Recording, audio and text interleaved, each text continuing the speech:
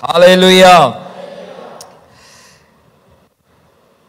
ನಾನಿವತ್ತು ಮಾತನಾಡುವಂಥ ಸಂಗತಿ, ನಮ್ಮ ದೇವರು ಪರಲೋಕದಲ್ಲಿದ್ದಾನೆ, ಆತನು ತನಗೆ ಬೇಕಾದದನ್ನೆಲ್ಲ ಮಾಡುತ್ತಾನೆ ಎಂಬುದಾಗಿ. Hallelujah, hallelujah. ಪಕ್ಕದಲ್ಲಿರೋರಿಗೆ ಹೇಳಿ, ನಮ್ಮ ದೇವರು ಪರಲೋಕದಲ್ಲಿದ್ದಾನೆ, ಆತನು ತನಗೆ ಬೇಕಾದದನ್ನೆಲ್ಲ ಮಾಡುತ್ತಾನೆ. Hallelujah, hallelujah. ಎಷ್ಟು ಜನ ನಂಬುತ್ತೀರಿ ನಮ್ಮ ದೇವರು ಪರಲೋಕದಲ್ಲಿದ್ದಾನೆ ಎಂಬುದಾಗಿ? ಹಲ್ಲೆಲೂಯಾ. ಇವತ್ತು ಓದಿದ ಕೀರ್ತನೆಗೆ ಒಂದು ಸಾರಿ ನಾವು ತಿರುಗಿ ಬರೋಣ. ಒಂದು ವಿಶೇಷವಾದಂಥ ಒಂದು ಆಶೀರ್ವಾದದ ಒಂದು ಕೀರ್ತನೆ ಇದಾಗಿದೆ. ಇಲ್ಲಿ 3ನೇ ವಚನದಲ್ಲಿ ಭಕ್ತನು ಹೀಗೆ ಬರೆಯುತ್ತಾನೆ, ನಮ್ಮ ದೇವರು ಪರಲೋಕದಲ್ಲಿದ್ದಾನೆ, ಆತನು ತನಗೆ ಬೇಕಾದದನ್ನೆಲ್ಲ ಮಾಡುತ್ತಾನೆ ಎಂಬುದಾಗಿ. ಅಂದರೆ ಪರಲೋಕದಲ್ಲಿರುವುದು ಹೌದು, ಆದರೆ ಆತನು ಮಾಡುವಂಥ ಕೆಲಸ ಏನೆಂಬುದಾಗಿ ಹೇಳ್ತಾ ಇದ್ದಾನಂದ್ರೆ, ಆತನಿಗೆ ಏನೆಲ್ಲ ಬೇಕಾಗಿದೆ ಅದನ್ನು ಅವನೇನು ಮಾಡ್ತಾನಂತೆ, ಈ ಭೂಲೋಕದಲ್ಲಿ ಆತನು ಮಾಡುವನಾಗಿದ್ದಾನೆ. ಭೂಲೋಕದಲ್ಲಿ ಮಾತ್ರವಲ್ಲ, ಪರಲೋಕದಲ್ಲಿಯೂ ಅದೇ ಥರ ಮಾಡುವನಾಗಿದ್ದಾನೆ. ತನಗೆ ಬೇಕಾದದ್ದನ್ನು. ಇವತ್ತು ನಾವು ಏನಾಗಿದ್ದೇವೋ ನಮ್ಮ ದೇವರಿಗೆ ಮರೆಯಾದದಲ್ಲ ಅದು. ಇವತ್ತು ನಾವು ಹೇಗಿದ್ದೇವೆ, ಹೇಗೆ ವಾಸವಾಗಿದ್ದೇವೆ ಎಲ್ಲವೂ ದೇವರಿಗೆ ಗೊತ್ತಿದೆ. ಆದರೆ ದೇವರ ವಿಶೇಷತೆ ಏನಂತ ಹೇಳಿದರೆ, ಆತನು ತನಗೆ ಬೇಕಾದದನ್ನು 100% ನಮ್ಮ ಜೀವಿತದಲ್ಲಿ ಮಾಡೇ ಮಾಡುತ್ತಾನೆ. ತನಗೆ ಬೇಕಾದದನ್ನು. ಇವತ್ತು ನಾನೇನಾಗಿದ್ದೇನೋ ಅದು ದೇವರು ಆಲ್ರೆಡಿ ಫಿಕ್ಸ್ ಮಾಡಿದ್ದಾನೆ, ಏನಾಗಿರ್ಬೇಕಿತ್ತು ನಾನು ಎಂಬುದಾಗಿ. ಇವತ್ತು ನಾನು ಅದಾಗಿದ್ದೇನೆ. ಹಾಗಾಗಿ ನಮ್ಮ ಜೀವಿತದ ಪರಿಸ್ಥಿತಿಗಳನ್ನು ನಾವು ನೋಡಿ ಇವತ್ತೇನು ಮಾಡಬಾರ್ದು, ಕಳವಳ ಪಡಬಾರದು, ನಾವು ಚಿಂತೆಗೊಳ್ಳಬಾರದು. ಯಾಕೆಂದರೆ ನಾವು ಯೆರೆಮೀಯದಲ್ಲಿ ಓದುತ್ತೇವೆ, ದೇವರು ನಮಗೋಸ್ಕರ ಮಾಡಿರುವಂಥ ಯೋಜನೆ ಅದೇನಲ್ಲಂತೆ, ಅಹಿತವಾದ ಯೋಜನೆ ಅಲ್ಲ. ಆತನು ನಮಗೋಸ್ಕರ ಮಾಡಿದ ಯೋಜನೆಗಳು ಹಿತವಾದ ಯೋಜನೆ ಎಂಬುದಾಗಿ ದೇವರ ವಾಕ್ಯದಲ್ಲಿ ಓದುತ್ತೇವೆ. ಹಾಗಾಗಿ ದೇವರ ಯೋಜನೆಯಲ್ಲಿ ಒಳ್ಳೆಯ ಕಾರ್ಯಗಳು ಇರುವುದರಿಂದ ನಾವು ಏನು ಮಾಡಬೇಕು, ಸ್ವಲ್ಪ ತಾಳ್ಮೆಯಿಂದ ಕಾಯ್ದು ಆತನು ನಮ್ಮ ಜೀವಿತದಲ್ಲಿ ಏನನ್ನು ಮಾಡಲಿಕ್ಕೆ ಆತನು ಇಷ್ಟಪಡುತ್ತಾ ಇದ್ದಾನೋ, ಇಷ್ಟಪಟ್ಟಿದ್ದಾನೋ ಅದನ್ನು ಅಲ್ಲಲ್ಲೂ ನಾವೇನು ಮಾಡಬೇಕು, ವೇಟ್ ಮಾಡಬೇಕು, ಕಾಯಬೇಕು. ಆತನ ಆಶೀರ್ವಾದಕ್ಕಾಗಿ ನಾವು ಕಾಯುತ್ತಿರುವಾಗ ಖಂಡಿತವಾಗಿಯೂ ಈ ಮಾತು ಹಾಲಲ್ಲಿ ನಮ್ಮ ಜೀವಿತದಲ್ಲಿ ನೆರವೇರುವಂಥದ್ದಾಗಿದೆ. ಇವತ್ತಿನ ಪ್ರಪಂಚ ಹೇಗಿದೆ ಅಂತ ಹೇಳಿದರೆ, ಬಹಳ ವೇಗವಾಗಿ ನಮ್ಮ ಈ ಯುಗ ಬೆಳೆಯುತ್ತಾ ಇದೆ. ನಾವು ದೇವರನ್ನು ಬಹಳ ಹಗುರವಾಗಿ ತೆಗೆದುಕೊಂಡಿದ್ದೇವೆ. ಹೌದಾ ಇಲ್ವಾ? ಹೌದಲ್ಲ? ಇವತ್ತು ನಾವು ದೇವರನ್ನು ಬಹಳ ಹಗುರವಾಗಿ ತೆಗೆದುಕೊಂಡಿದ್ದೇವೆ. ದೇವರಿಗಿಂತ ಜ್ಞಾನಿ ಎಂಬುದಾಗಿ ನಾವು ಯೋಚಿಸುತ್ತಾ ಇದ್ದೇವೆ. ದೇವರನ್ನು ಸೃಷ್ಟಿ ಮಾಡುವವರು ಸಹ ನಾವು ಆಗಿದ್ದೇವೆ. ಇವತ್ತು ಎಂಥ ವಿಪರ್ಯಾಸ ಅಂತ ಹೇಳಿದರೆ, ನಮ್ಮ ದೇವರು ನಮ್ಮ ಸೃಷ್ಟಿಕರ್ತ, ಆದರೆ ನಾವು ಏನು ಮಾಡ್ತಾ ಇದ್ದೇವೆ, ದೇವರನ್ನು ಸೃಷ್ಟಿ ಮಾಡುತ್ತಾ ಇದ್ದೇವೆ. ದೇವರಿಗೆ ನಾವೇ ಒಂದು ಹೊಸ ಆಕಾರ ಕೊಟ್ಟು ಒಂದು ಕಳೆಯಲ್ಲಿ ಕೂರಿಸ್ತಾ ಇದ್ದೇವೆ. ದೇವರಿಗೆ ನಾವೇ ಒಂದು ರೀತಿಯಾದಂಥ ವಿಶೇಷವಾದ ಸ್ಥಾನ, ಅಂದರೆ ನಾವೇ ಒಂದು ಏನೋ ಮಾಡಿಕೊಂಡು ಆಕಾರವನ್ನು ಮಾಡಿ ಇದನ್ನು ನೀವು ಈ ರೀತಿಯಾಗಿ ಆರಾಧಿಸಬೇಕೆಂಬುದಾಗಿ ನಿಯಮಗಳನ್ನು ಫಿಕ್ಸ್ ಮಾಡುವಷ್ಟು ಮನುಷ್ಯ ಏನಾಗಿದ್ದಾನೆ, ದೊಡ್ಡವನೆಂಬುದಾಗಿ ಯೋಚನೆ ಮಾಡಿಕೊಂಡಿದ್ದಾನೆ. ಇವತ್ತು ಪ್ರಿಯ ದೇವಜನರೇ, ದೇವರು ನಮ್ಮ ಸೃಷ್ಟಿಕರ್ತ, ನಾವು ಯಾರು ಆತನನ್ನು ಸೃಷ್ಟಿ ಮಾಡಲಿಕ್ಕೆ ಆಗುವುದಿಲ್ಲ. ಇವತ್ತಿನ ದಿನಗಳಲ್ಲಿ ನಮ್ಮ ಭಾರತ ದೇಶವನ್ನು ನೀವು ತೆಗೆದುಕೊಳ್ಳಿ. ಭಾರತ ದೇಶದಲ್ಲಿ ನಾನು ಒಂದು ಸಾರಿ ಒಂದು ಸಣ್ಣ ವಿಡಿಯೋ ನೋಡಿದೆ. ಒಂದು ಒಂದು ಒಂದು ಆರಾಧಿಸುವಂಥ ಸ್ಥಳ, ಅದು ಕ್ರೈಸ್ತರದಲ್ಲ, ಒಂದು ಆರಾಧಿಸುವ ಸ್ಥಳದಲ್ಲಿ ಒಂದು ಕಸದ ಬುಟ್ಟಿ ಇಟ್ಟಿದ್ರು. ಅದು ಕ್ಯಾಂಗೋರೋ ಶೇಪ್, ಕ್ಯಾಂಗೋರೋ ಗೊತ್ತಲ್ಲ, ಆ ಶೇಪ್ ಆಗಿತ್ತು. ಅದಂದರೆ ಕಸದ ಬುಟ್ಟಿ, ಅದರ ಹೊಟ್ಟೆ ಓಪನ್ ಮಾಡಿ ಅದಕ್ಕೆ ಕಸ ಹಾಕುವಂಥ ಒಂದು ಕಸದ ಬುಟ್ಟಿ, ಡಸ್ಟ್ಬಿನ್ ಎಂಬುದಾಗಿ ಹೇಳ್ತಾರಲ್ಲ ಅದು. ಹೀಗೆ ಅಲ್ಲಿ ಒಂದು ಕಡೆ ಇತ್ತು. ಕೆಲವು ಹೆಂಗಸರು ಬರ್ತಾರೆ, ನೋಡ್ತಾರೆ, ಒಂದು ಕಡೆ ಟೆಂಪಲ್, ಅದು ಟೆಂಪಲಿನ ಕಡೆ ಹೋಗಬೇಕಾಗಿದೆ ಮೇನ್ ಪ್ಲೇಸಿಗೆ. ಅದರ ರೋಡ್ ಅಲ್ಲೇ ಬದಿಯಲ್ಲಿ ಒಂದು ಡಸ್ಟ್ಬಿನ್ ಇದೆ. ಒಂದು ಹೆಂಗಸು ಬರ್ತಾಳೆ, ಚಪ್ಪಲನ್ನು ಬಿಚ್ಚಿ ಅದಕ್ಕೆ ಏನು ಮಾಡ್ತಾಳೆ, ನಮಸ್ಕಾರ ಮಾಡ್ತಾಳೆ. ನಮಸ್ಕಾರ ಮಾಡಿ ಇನ್ನೊಂದು ಮಾಡಿದನ್ನು 4 ಜನ ನೋಡ್ತಾರೆ. ಅವರು ಸಹ ತಿಳ್ಕೊಳ್ತಾರೆ ಇದು ನಮಸ್ಕಾರ ಮಾಡುವಂಥ ಒಂದು ವಸ್ತು, ಒಂದು ಸಂಗತಿ ಎಂಬುದಾಗಿ. ಎಲ್ಲರೂ ಚಪ್ಪಲ್ ಬಿಚ್ಚಿ ಎಲ್ಲರೂ ಲೈನಾಗಿ ಅದಕ್ಕೆ ನಮಸ್ಕಾರ ಮಾಡಿ ಒಳಗೆ ಹೋಗುವುದನ್ನು ನಾನು ನೋಡಿದೆ. ಅಂದರೆ ಅದು ಏನಾಗಿತ್ತು, ಅದು ಡಸ್ಟ್ಬಿನ್, ಕಸ ಹಾಕುವಂಥ ಸ್ಥಳ. ಮನುಷ್ಯ ನೋಡಿ, ಆ ಥರ ಸಾಧಾರಣ ಪಿಕ್ಚರ್ ನೋಡ್ತಾ ಇದ್ದೀರಲ್ಲ, ಆ ಥರನೇ ಅದು ಕಾಂಗೋರು ಆಗಿತ್ತು ಮಾತ್ರ. ಆ ರೀತಿಯಾಗಿ ನಮ್ಮ ಮನಸ್ಸುಗಳನ್ನು ಸೈತಾನ್ ಏನು ಮಾಡಿದ್ದಾನೆ, ಇವತ್ತು ಬಂಧಿಸಿಟ್ಟಿದ್ದಾನೆ. ನೋಡಿದ್ದ ಎಲ್ಲ ಸಂಗತಿಗಳನ್ನು ನಾವೇನು ಮಾಡ್ತಾ ಇದ್ದೇವೆ, ಡಿವೈನ್ ವ್ಯಾಲ್ಯೂವನ್ನು ನಾವು ಕೊಡುತ್ತಾ ಇದ್ದೇವೆ. ಆದರೆ ಕೊಡಬೇಕಾದಂಥ ವ್ಯಾಲ್ಯೂ ಯಾರಿಗೆ ಕೊಡಬೇಕು? ನಾವು ಕೊಡಬೇಕಾದವನಿಗೆ ಕೊಡಬೇಕು. ಸೃಷ್ಟಿಯ ವಸ್ತುಗಳಿಗೆ ಮನುಷ್ಯನ ಇವತ್ತಿನ ದಿನಗಳಲ್ಲಿ ವ್ಯಾಲ್ಯೂವನ್ನು ಕೊಡುತ್ತಾ ಇದ್ದಾನೆ, ಆದರೆ ನಿಜವಾದ ದೇವರಿಗೆ ಕೊಡಬೇಕಾದಂಥ ವ್ಯಾಲ್ಯೂವನ್ನು ಕೊಡುತ್ತಾ ಇಲ್ಲ. ಹಾಗಾಗಿ ದೇವರಿಗಿಂತ ಜ್ಞಾನಿ ಎಂಬುದಾಗಿ ಮನುಷ್ಯನು ಯೋಚನೆ ಮಾಡಿಕೊಂಡಿದ್ದಾನೆ. ದೇವರನ್ನು ಸೃಷ್ಟಿ ಮಾಡುವಂಥ ಪರಿಸ್ಥಿತಿಯು ನಾವು ನೋಡುತ್ತಾ ಇದ್ದೇವೆ. ದೇವರು ಇಲ್ಲೇ ಇರಬೇಕು, ದೇವರು ಇದೇ ಸ್ಥಳದಲ್ಲಿ ಇರಬೇಕು, ದೇವರಿಗೆ ಇದೇ ಸ್ಥಾನ, ದೇವರನ್ನು ಈ ರೀತಿಯಾಗಿ ಆರಾಧಿಸಬೇಕು, ಇದು ನಾವು ಹೇಳಿದಂಥ ನಿಯಮಗಳು, ಇದನ್ನು ಈ ರೀತಿಯಾಗಿ ಮಾಡಬೇಕೆಂಬುದಾಗಿ ಜನರು ನಮ್ಮ ಮೇಲೆ ಒತ್ತಡ ಹಾಕುವುದನ್ನು ನಾವು ನೋಡುತ್ತಾ ಇದ್ದೇವೆ ಪ್ರಿಯರೇ. ಆದರೆ ಯೆಶಾಯನ ಪ್ರವಾದನೆ ಗ್ರಂಥದಲ್ಲಿ ನಾವು ನೋಡುವಾಗ 46ನೇ ಅಧ್ಯಾಯ 9ನೇ ವಚನ, ಯಾರಾದರೂ ಒಬ್ಬರು ದಯಮಾಡಿ ಓದಿ. ಯೆಶಾಯನ ಪ್ರವಾದನೆ ಗ್ರಂಥ ಅದರ 46ನೇ ಅಧ್ಯಾಯ 9ನೇ ವಚನ, 9ನೇ ವಚನದಿಂದ 11ನೇ ವಚನ ತನಕ.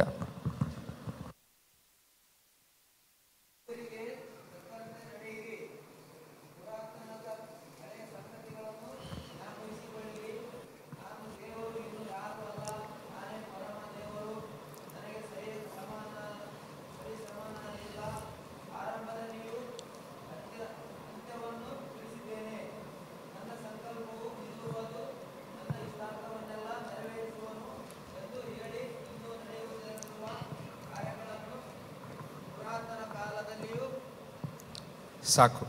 ಇಲ್ಲಿ ನಾವು ಓದಿದಂಥ ವಿಷಯ ಏನಂತ ಹೇಳಿದರೆ, ದೇವರು ಹೇಳುವಂಥ ಮಾತು, ಪುರಾತನದ ಹಳೆ ಸಂಗತಿಗಳನ್ನು ಜ್ಞಾಪಿಸಿಕೊಳ್ಳಿರಿ. ತನ್ನ ಜನರಿಗೆ ಹೇಳುವಂಥ ಮಾತು, ಪುರಾತನ ಹಿಂದೆ ನಡೆದಂಥ ಹಳೆಯ ಸಂಗತಿಗಳನ್ನು ನೆನಪಿಸಿಕೊಳ್ಳಿರಿ. ಮತ್ತೆ ಹೇಳ್ತಾನೆ, ನಾನೇ ದೇವರು, ಇನ್ನು ಯಾರೂ ಅಲ್ಲ, ನಾನೇ ಪರಮದೇವರು, ನನಗೆ ಸರಿ ಸಮಾನರಿಲ್ಲ. ಆರಂಭದಲ್ಲಿಯೇ ಅಂತ್ಯವನ್ನು ತಿಳಿದಿದ್ದೇನೆ, ನನ್ನ ಸಂಕಲ್ಪವು ನಿಲ್ಲುವುದು, ನನ್ನ ಇಷ್ಟಾರ್ಥವನ್ನೆಲ್ಲ ನೆರವೇರಿಸುವೆನು ಎಂದು ಹೇಳಿ, ಇನ್ನು ನಡೆದಿರುವ ಕಾರ್ಯಗಳನ್ನು ಪುರಾತನ ಕಾಲದಲ್ಲಿ ಅರಿಹಿದ್ದೇನೆ. ಮೂಡಲಿಂದ ಹದ್ದು ಎರಗಲಿ ಎಂದು ಅಂದರೆ ನನ್ನ ಸಂಕಲ್ಪವನ್ನು ನೆರವೇರಿಸತಕ್ಕವನು ದೂರ ದೇಶದಿಂದ ಬರಲಿ ಎಂದು ಕೂಗಿದ್ದೇನೆ. ನಾನು ನುಡಿದಿದ್ದೇನೆ, ಈಡೇರಿಸುವೆನು, ಆಲೋಚಿಸಿದ್ದೇನೆ ಎಂಬುದಾಗಿ ದೇವರು ಹೇಳಿದ್ದನ್ನು ನಾವು ನೋಡುತ್ತೇವೆ ಪ್ರಿಯರೇ. ಹಲ್ಲೆಲೂಯಾ. ಇಲ್ಲಿ ತನ್ನ ಜನರಿಗೆ ದೇವರು ರಿಮೈಂಡ್ ಮಾಡುತ್ತಾ ಇದ್ದಾನೆ.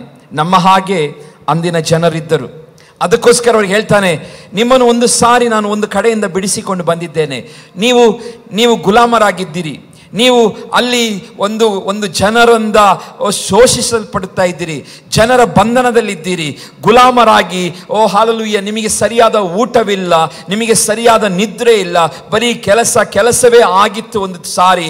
ಆ ಗುಲಾಮಗಿರಿಂದ ಒಂದು ಸಾರಿ ನಿಮ್ಮನ್ನು ತಪ್ಪಿಸಿದ್ದೇನೆ. ನೀವು ನೆನಪಿಟ್ಕೊಳ್ಳಿ, ಇವತ್ತು ನೆನಪಿಟ್ಕೊಳ್ಳಿ, ನಾನೇ ದೇವರು, ಇನ್ನು ಯಾರೂ ಇಲ್ಲ, ನಾನೇ ಪರಮ ದೇವರು, ನನಗೆ ಸರಿ ಸಮಾನರಿಲ್ಲ ಎಂಬುದಾಗಿ ದೇವರು ಹೇಳುವುದನ್ನು ನೋಡ್ತೇವೆ. ಪ್ರಿಯ ದೇವಚನರೇ, ನಾವು ಆರಾಧಿಸುವ ದೇವರು ಯಾವ ದೇವರಂತೆ? ಪರಮ ದೇವರು, ದೇವರುಗಳಿಗಿಂತ ಮೇಲಾದಂಥ ದೇವರದ ಅರ್ಥ. ಹಲ್ಲೆಲೂಯಾ. ಎಲ್ಲ ದೇವರುಗಳಿಗಿಂತ, ಇವತ್ತು ನಾವು ದೇವರೆಂಬುದಾಗಿ ಏನನ್ನು ನೋಡುತ್ತಾ ಇದ್ದೇವೋ ಆ ಎಲ್ಲ ದೇವರುಗಳಿಗಿಂತ ಮೇಲಾದ ದೇವರು. ಆತನಿಗೆ, ಆತನ ಶಕ್ತಿಗೆ, ಆತನ ಬಲಕ್ಕೆ ಸರಿ ಸಮಾನವಾದ ಬಲ ಇಲ್ಲ ಎಂಬುದಾಗಿ ಇಲ್ಲಿ ಯೆಶಾಯ ಪ್ರವಾದಿ ನಮಗೆ ಹೇಳ್ತಾ ಇದ್ದಾನೆ. ಆ ದೇವರು ಏನಂತೆ? ಆರಂಭದಲ್ಲಿಯೇ ಅಂತ್ಯವನ್ನು ತಿಳಿದಿದ್ದಾನೆ. ಹಲ್ಲೆಲೂಯಾ. ಅಂದರೆ ನಮ್ಮ ಜೀವಿತದ ಪ್ರತಿಯೊಂದನ್ನು ಸಹ ಆತನು ಬಲ್ಲವನಾಗಿದ್ದಾನೆ. ಈವನ್ ಪ್ರಾರಂಭದಲ್ಲಿಯೇ ಆತನು, ನಾವು ಯಾವಾಗ ಪ್ರಾರಂಭವಾದನೂ ಗೊತ್ತಿಲ್ಲ, ಆತನಿಗೆ ಅಂತ್ಯವು ಈಗಾಗಲೇ ಆಲ್ರೆಡಿ ಗೊತ್ತಿರುವಂಥ ದೇವರು. ಅಂಥ ದೇವರನ್ನು ನಾವೇನು ಮಾಡ್ತಾ ಇದ್ದೇವೆ? ಆರಾಧಿಸುತ್ತಾ ಇದ್ದೇವೆ. ಹಾಗಾಗಿ ಆತನನ್ನು ಇಷ್ಟ ಏನಂತ ಹೇಳಿದರೆ, ಆತನು ಸೃಷ್ಟಿಸಿದಂಥ ಪ್ರತಿಯೊಂದು ಸೃಷ್ಟಿಯು ಆತನು ತನಗೆ ಬೇಕಾದದಲ್ಲೇ ಆತನು ಮಾಡುತ್ತಾನೆ. ಹಲ್ಲೆಲೂಯಾ. ಆತನು ಸೃಷ್ಟಿಸಿ ನಡೆಸುತ್ತಿರುವ ನಿಮಿತ್ತವಾಗಿ, ಆದಿಯಲ್ಲೇ ಆತನು ಎಲ್ಲವನ್ನು ಬಲ್ಲಂತ ದೇವರಾಗಿರೋ ನಿಮಿತ್ತವಾಗಿ ಆತನು ಏನು ಬಯಸುತ್ತಾ ಇದ್ದಾನೆ? ತನಗೆ ಇಷ್ಟ ಬಂದಂಥ ರೀತಿಯಲ್ಲಿ ಇದೆಲ್ಲವೂ ಫಂಕ್ಷನ್ ಆಗಬೇಕು. ಮನುಷ್ಯನಾದ ನಾವು ಸಹ ಆತನ ಇಷ್ಟದಂತೆ ನಾವು ಫಂಕ್ಷನ್ ಆಗಬೇಕು. ಆತನು ಬಯಸುವಂಥ ರೀತಿಯಲ್ಲಿ ನಾವು ನಡೆದುಕೊಳ್ಳಬೇಕು. ಆತನು ಹೇಳಿದಂಥ ರೀತಿಯಲ್ಲಿ ನಾವು ಕೇಳಿ ಅದರಂತೆ ನಾವು ಆತನ ಮಾತಿಗೆ ಗೌರವವನ್ನು ಸಲ್ಲಿಸಿ ಜೀವಿಸಬೇಕೆಂಬುದಾಗಿ ದೇವರು ಬಯಸುತ್ತಾನೆ ಪ್ರಿಯರೇ.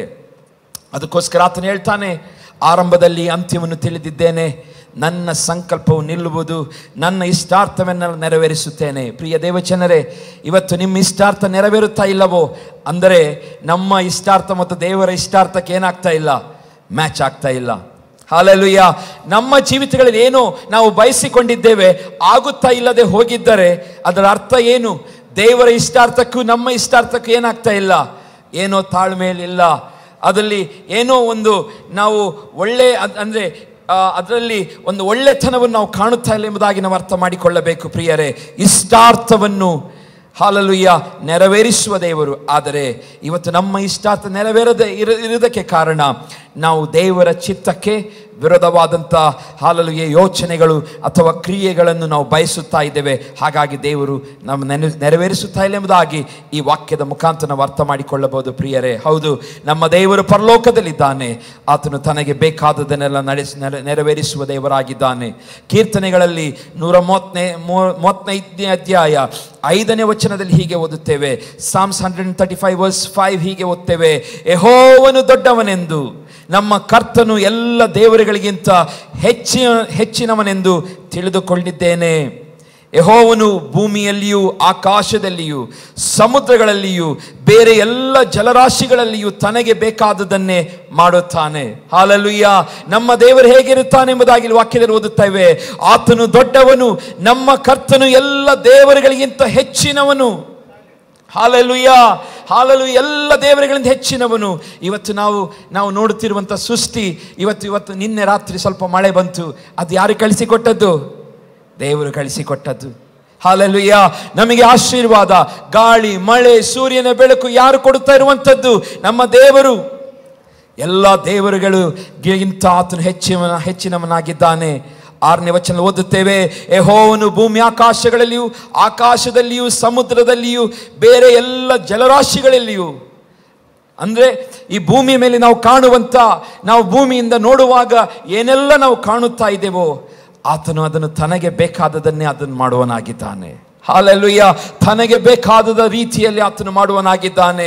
ಅಂದರೆ ಮಳೆಯನ್ನು, ಗಾಳಿಯನ್ನು, ನಾವು ಉಸಿರಾಡುವಂಥ ಉಸಿರನ್ನು, ಆಮ್ಲಜನಕವನ್ನು, ಬೆಳೆಯನ್ನು, ನೀರನ್ನು, ಬೆಳಕನ್ನು, ಶಾಖವನ್ನು, ಒಂದು ವೇಳೆ ಪ್ರಳಯ ಬಂದರೂ ಸಹ, ನೆರೆ ಬಂದರೂ ಸಹ, ಭೂಕಂಪವಾದರೂ, ಜ್ವಾಲಾಮುಖಿಗಳು ಸಂಭವಿಸಿದರು, ಸುನಾಮಿ ಸಂಭವಿಸಿದರು, ಅದು ನಮ್ಮ ದೇವರಿಗೆ ಗೊತ್ತಿಲ್ಲದೆ ಯಾವುದೂ ಆಗುವುದಿಲ್ಲ. ಹಲ್ಲೆಲೂಯಾ. ತನಗೆ ಬೇಕಾದದನ್ನೇ ಆತನು ಮಾಡುತ್ತಾನೆ. ತನಗೆ ಬೇಕಾದದನ್ನೇ ದೇವರು ಮಾಡುವನಾಗಿದ್ದಾನೆ. ಹಾಗಾಗಿ ದೇವರ ಬಗ್ಗೆ ನಾವು ಯೋಚನೆ ಮಾಡುವಾಗ ಆತನು ಬರೀ ಎಲ್ಲ ಒಳ್ಳೆಯದನ್ನೇ ಮಾಡಿಕೊಂಡು ಹೋಗುತ್ತಾನೆ ಎಂಬುದಾಗಿ ಯೋಚನೆ ಮಾಡಬೇಡಿರಿ. ಆತನು ಸರ್ವ ಅಧಿಕಾರಿ ಉಳ್ಳವಂಥ ದೇವರಾಗಿದ್ದಾನೆ. ಒಂದು ಸಾರಿ ಭೂಮಿಯನ್ನು ನಡಗಿಸಿದರೆ ಲಕ್ಷಾಂತರ ಜನ ಹಲ್ಲೆಲೂಯಾ ಸತ್ತು ಹೋಗಬಹುದು. ಒಂದು ಸಾರಿ ಭೂಮಿಯನ್ನು ಅಲುಗಾಡಿಸಿದರೆ ಎಂತೆಂಥ ದೊಡ್ಡ ದೊಡ್ಡ ಬಿಲ್ಡಿಂಗ್ಗಳಾಗಿರ್ಬೋದು, 100 ಅಂತಸ್ತಿನ ಬಿಲ್ಡಿಂಗ್ ಆಗಿರ್ಬೋದು, ಕ್ಷಣ ಮಾತ್ರದಲ್ಲಿ ಕೆಳಗೆ ಬರುವಷ್ಟು ಶಕ್ತಿ ದೇವರ ಒಂದು ಶೇಕಲ್ಲಿದೆ.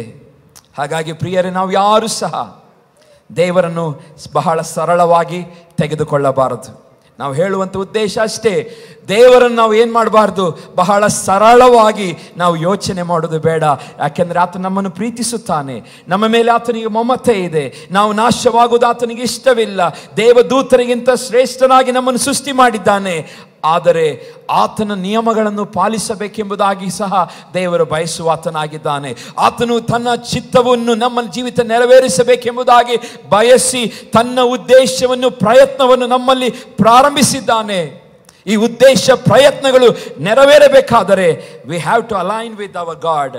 ನಮ್ಮ ದೇವರೊಂದಿಗೆ ನಾವು ಸರಿಯಾಗಿ ನಡೆದುಕೊಂಡು ಹೋಗಬೇಕು. ಪ್ರಿಯ ದೇವಜನರೇ, ಮಳೆಯ ಶಕ್ತಿ ನಮಗೆ ಗೊತ್ತಿದೆ, ಗಾಳಿಯ ಶಕ್ತಿ ನಮಗೆ ಗೊತ್ತಿದೆ. ಹಲ್ಲೆಲೂಯಾ.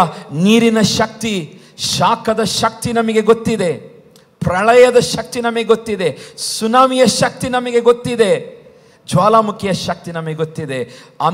ಅಂಥದ್ದನ್ನೇ ಕ್ರಿಯೇಟ್ ಮಾಡಲಿಕ್ಕೆ ದೇವರಿಗೆ ಶಕ್ತಿ ಇರುವುದಾದರೆ ನಮ್ಮ ದೇವರನ್ನು ಒಂದು ಸಾರಿ ಯೋಚನೆ ಮಾಡಿ, ಆತನು ಎಷ್ಟು ಶಕ್ತಿ ಉಳ್ಳ ದೇವರಾಗಿರಬಹುದು. ಹಲ್ಲೆಲೂಯಾ. ನಾವು ಆರಾಧಿಸುವ ದೇವರು ಅಂಥ ಮಹಿಮೆಯ ದೇವರು. ಯಾಕೆ ನಮ್ಮ ಜೀವಿತಗಳಲ್ಲಿ ಇನ್ನೂ ನಾವು ಮಹಿಮೆಯನ್ನು ಕಾಣುತ್ತಾ ಇಲ್ಲ? We are not align with Jesus. ನಾವು ದೇವರೊಂದಿಗೆ ಏನಾಗ್ತಾ ಇಲ್ಲ, ಇನ್ನೂ ಆ ಉತ್ತಮವಾದ ಸಂಬಂಧದಲ್ಲಿ ನಾವಿಲ್ಲ. ದೇವರು ವಾಕ್ಯದಲ್ಲಿ ಓದುತ್ತೇವೆ, ನಮ್ಮ ಬಾಯಿಗೆ ಮಾತು ಅಧಿಕಾರವನ್ನು ಕೊಟ್ಟಿದ್ದಾನೆ, ನಮ್ಮ ನಾಲಿಗೆಯಲ್ಲಿ ದೇವರು ಜೀವ ಮರಣದ ಶಕ್ತಿಯನ್ನು ಕೊಟ್ಟಿದ್ದಾನೆ. ನಾವು ಉಚ್ಚರಿಸುವಾಗ ಆಗಬೇಕೆಂಬುದಾದಂಥ ರೀತಿಯಲ್ಲಿ ದೇವರು ನಮ್ಮನ್ನು ಸೃಷ್ಟಿ ಮಾಡಿದ್ದಾನೆ. ಆ ಮಾತಿನ ಶಕ್ತಿಯನ್ನು ದೇವರು ನಮಗೆ ಕೊಟ್ಟಿದ್ದಾನೆ. ಯಾಕೆ ನಮ್ಮ ಜೀವಿತಗಳಲ್ಲಿ ಆಗುತ್ತಾ ಇಲ್ಲ? ಯಾಕೆಂದರೆ ನಾವು ದೇವರನ್ನು ಏನಾಗಿ ತೆಗೆದುಕೊಂಡಿದ್ದೇವೆ? ಬಹಳ ಹಗುರವಾಗಿ ತೆಗೆದುಕೊಂಡಿದ್ದೇವೆ. ಪ್ರಿಯ ದೇವಜನರೇ, ಇವತ್ತು ಹಲ್ಲೆಲೂಯಾ, ನಾನು ಕಳೆದ ವಾರ ಅದು ಹಿಂದಿನ ವಾರ ಮಾತನಾಡಿದ್ದೆ, ನಮ್ಮ ಸಂಪಾದನೆಯ ಬರದಲ್ಲಿ ನಮ್ಮ ಆತ್ಮವನ್ನು ನಷ್ಟಪಡಿಸಿಕೊಳ್ಳುವುದು ಬೇಡ ಎಂಬುದಾಗಿ. ಹಲ್ಲೆಲೂಯಾ. ನಮ್ಮ ದೇವರು ನಮಗೆ ಕೊಟ್ಟಂತ ಸಂಪಾದನೆ, ಹೌದು, ನಮಗೆ ಕೆಲಸವನ್ನು ಕೊಟ್ಟಿದ್ದಾನೆ.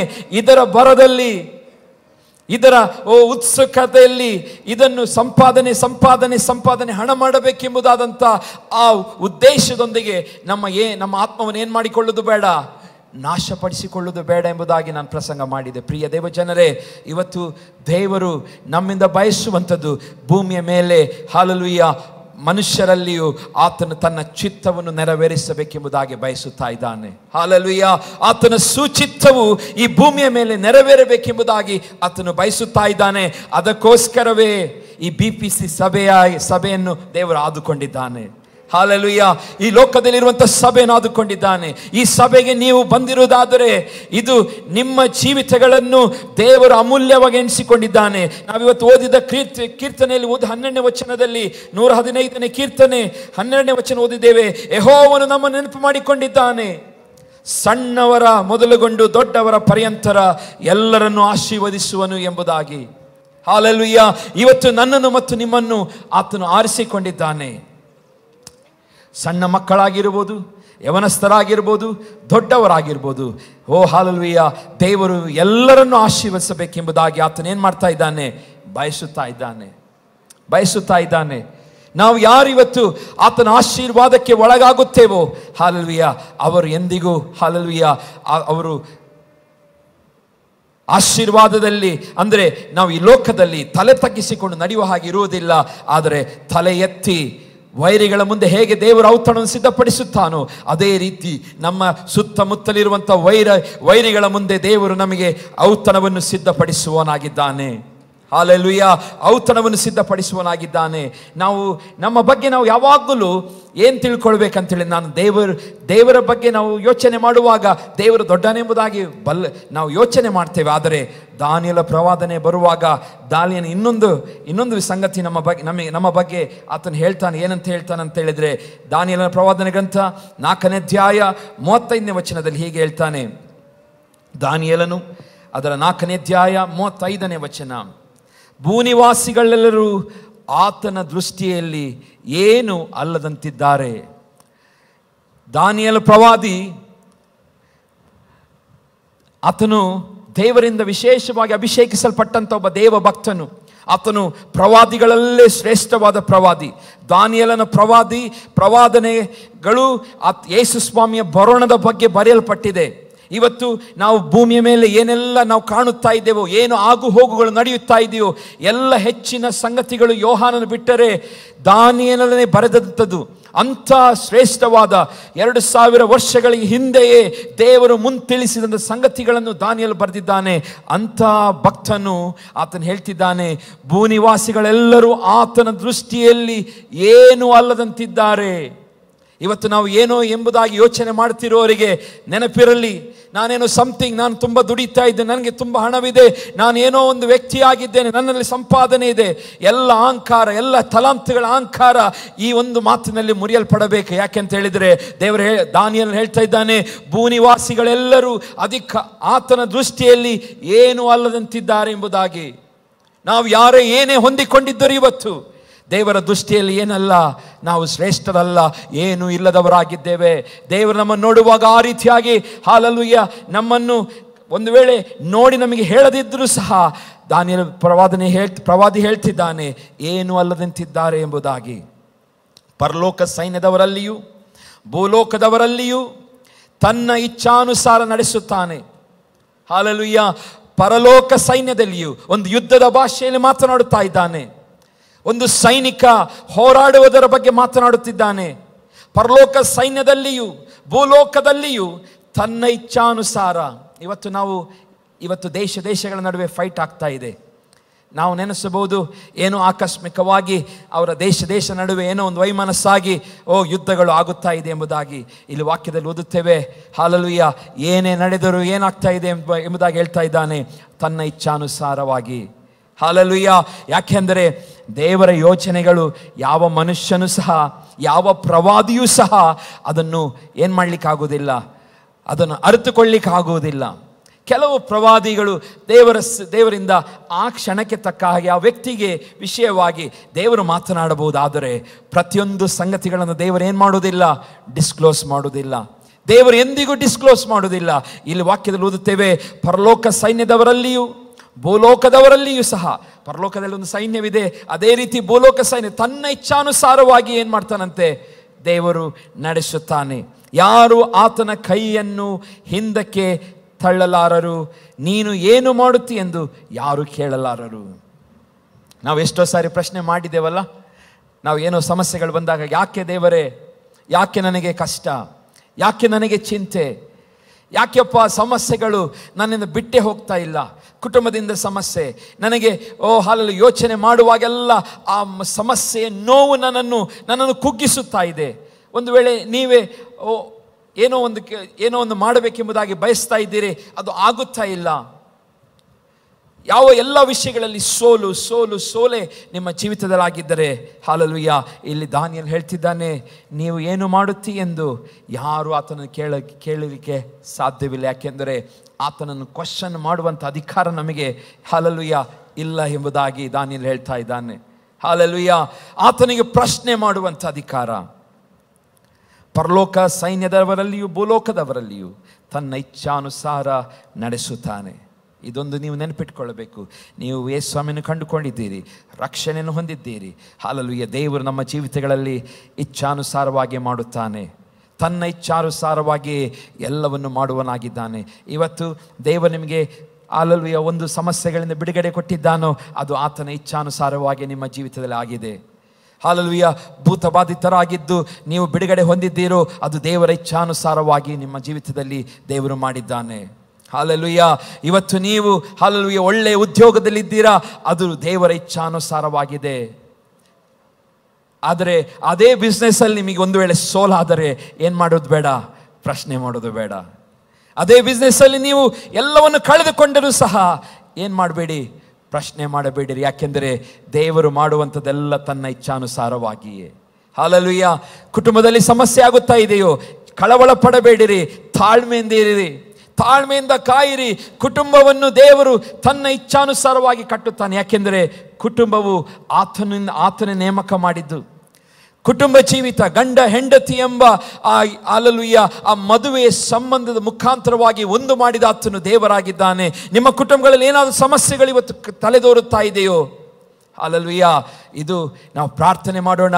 ದೇವರು ಹಾಲೆಲೂಯಾ ಒಳ್ಳೆಯದನ್ನೇ ಇದರ ಮುಖಾಂತರವಾಗಿ ಮಾಡುವನಾಗಿದ್ದಾನೆ. ಒಳ್ಳೆಯದೇನೋ ಇಟ್ಟುಕೊಂಡಿದ್ದಾನೆ. ಅದನ್ನು ನಾವು ಮಾಡಬೇಕಾದದೇನು, ತಾಳ್ಮೆಯಿಂದ ಕಾಯಬೇಕು. ದೇವರ ಸಮಯಕ್ಕೋಸ್ಕರ ನಾವು ಕಾಯಬೇಕು. ದೇವರ ಹಾಲೆಲೂಯಾ ಆ ವಿಶೇಷವಾದಂಥ ಆ ರಕ್ಷಣೆ, ಆ ವಿಶೇಷವಾದಂಥ ಮಧ್ಯಸ್ಥಿಕೆಯನ್ನು ನಾವೇನು ಮಾಡಬೇಕು, ಕಾಯಬೇಕು. ದೇವರು ಖಂಡಿತವಾಗಿ ನಮ್ಮನ್ನು ಕೈ ಬಿಡುವುದಿಲ್ಲ, ಆತನು ತೊರೆದು ಬಿಡುವುದಿಲ್ಲ.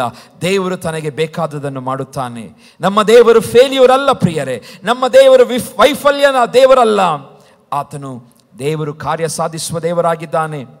ಆತನು ಯೋಚಿಸುವುದನ್ನು ಮಾಡುವಾತನಾಗಿದ್ದಾನೆ. ಹಾಲೆಲೂಯಾ. ತನ್ನ ಯೋಚನೆಯಲ್ಲಿ ಯಾವುದಾದರೂ ಸಂಗತಿ ಇದ್ದರೆ ಅದನ್ನು ಖಂಡಿತವಾಗಿ ನೆರವೇರಿಸುತ್ತಾನೆ. ನಿಮ್ಮ ಬಗ್ಗೆ ಏನಾದರೂ ಒಂದು ಉತ್ತಮವಾದ ಯೋಚನೆಗಳು ಆತನಲ್ಲಿ ಇದೆ ಆದರೆ ಅದನ್ನು ಖಂಡಿತವಾಗಿಯೂ ನಿಮ್ಮ ಜೀವಿತದಲ್ಲಿ ನೆರವೇರಿಸುತ್ತಾನೆ.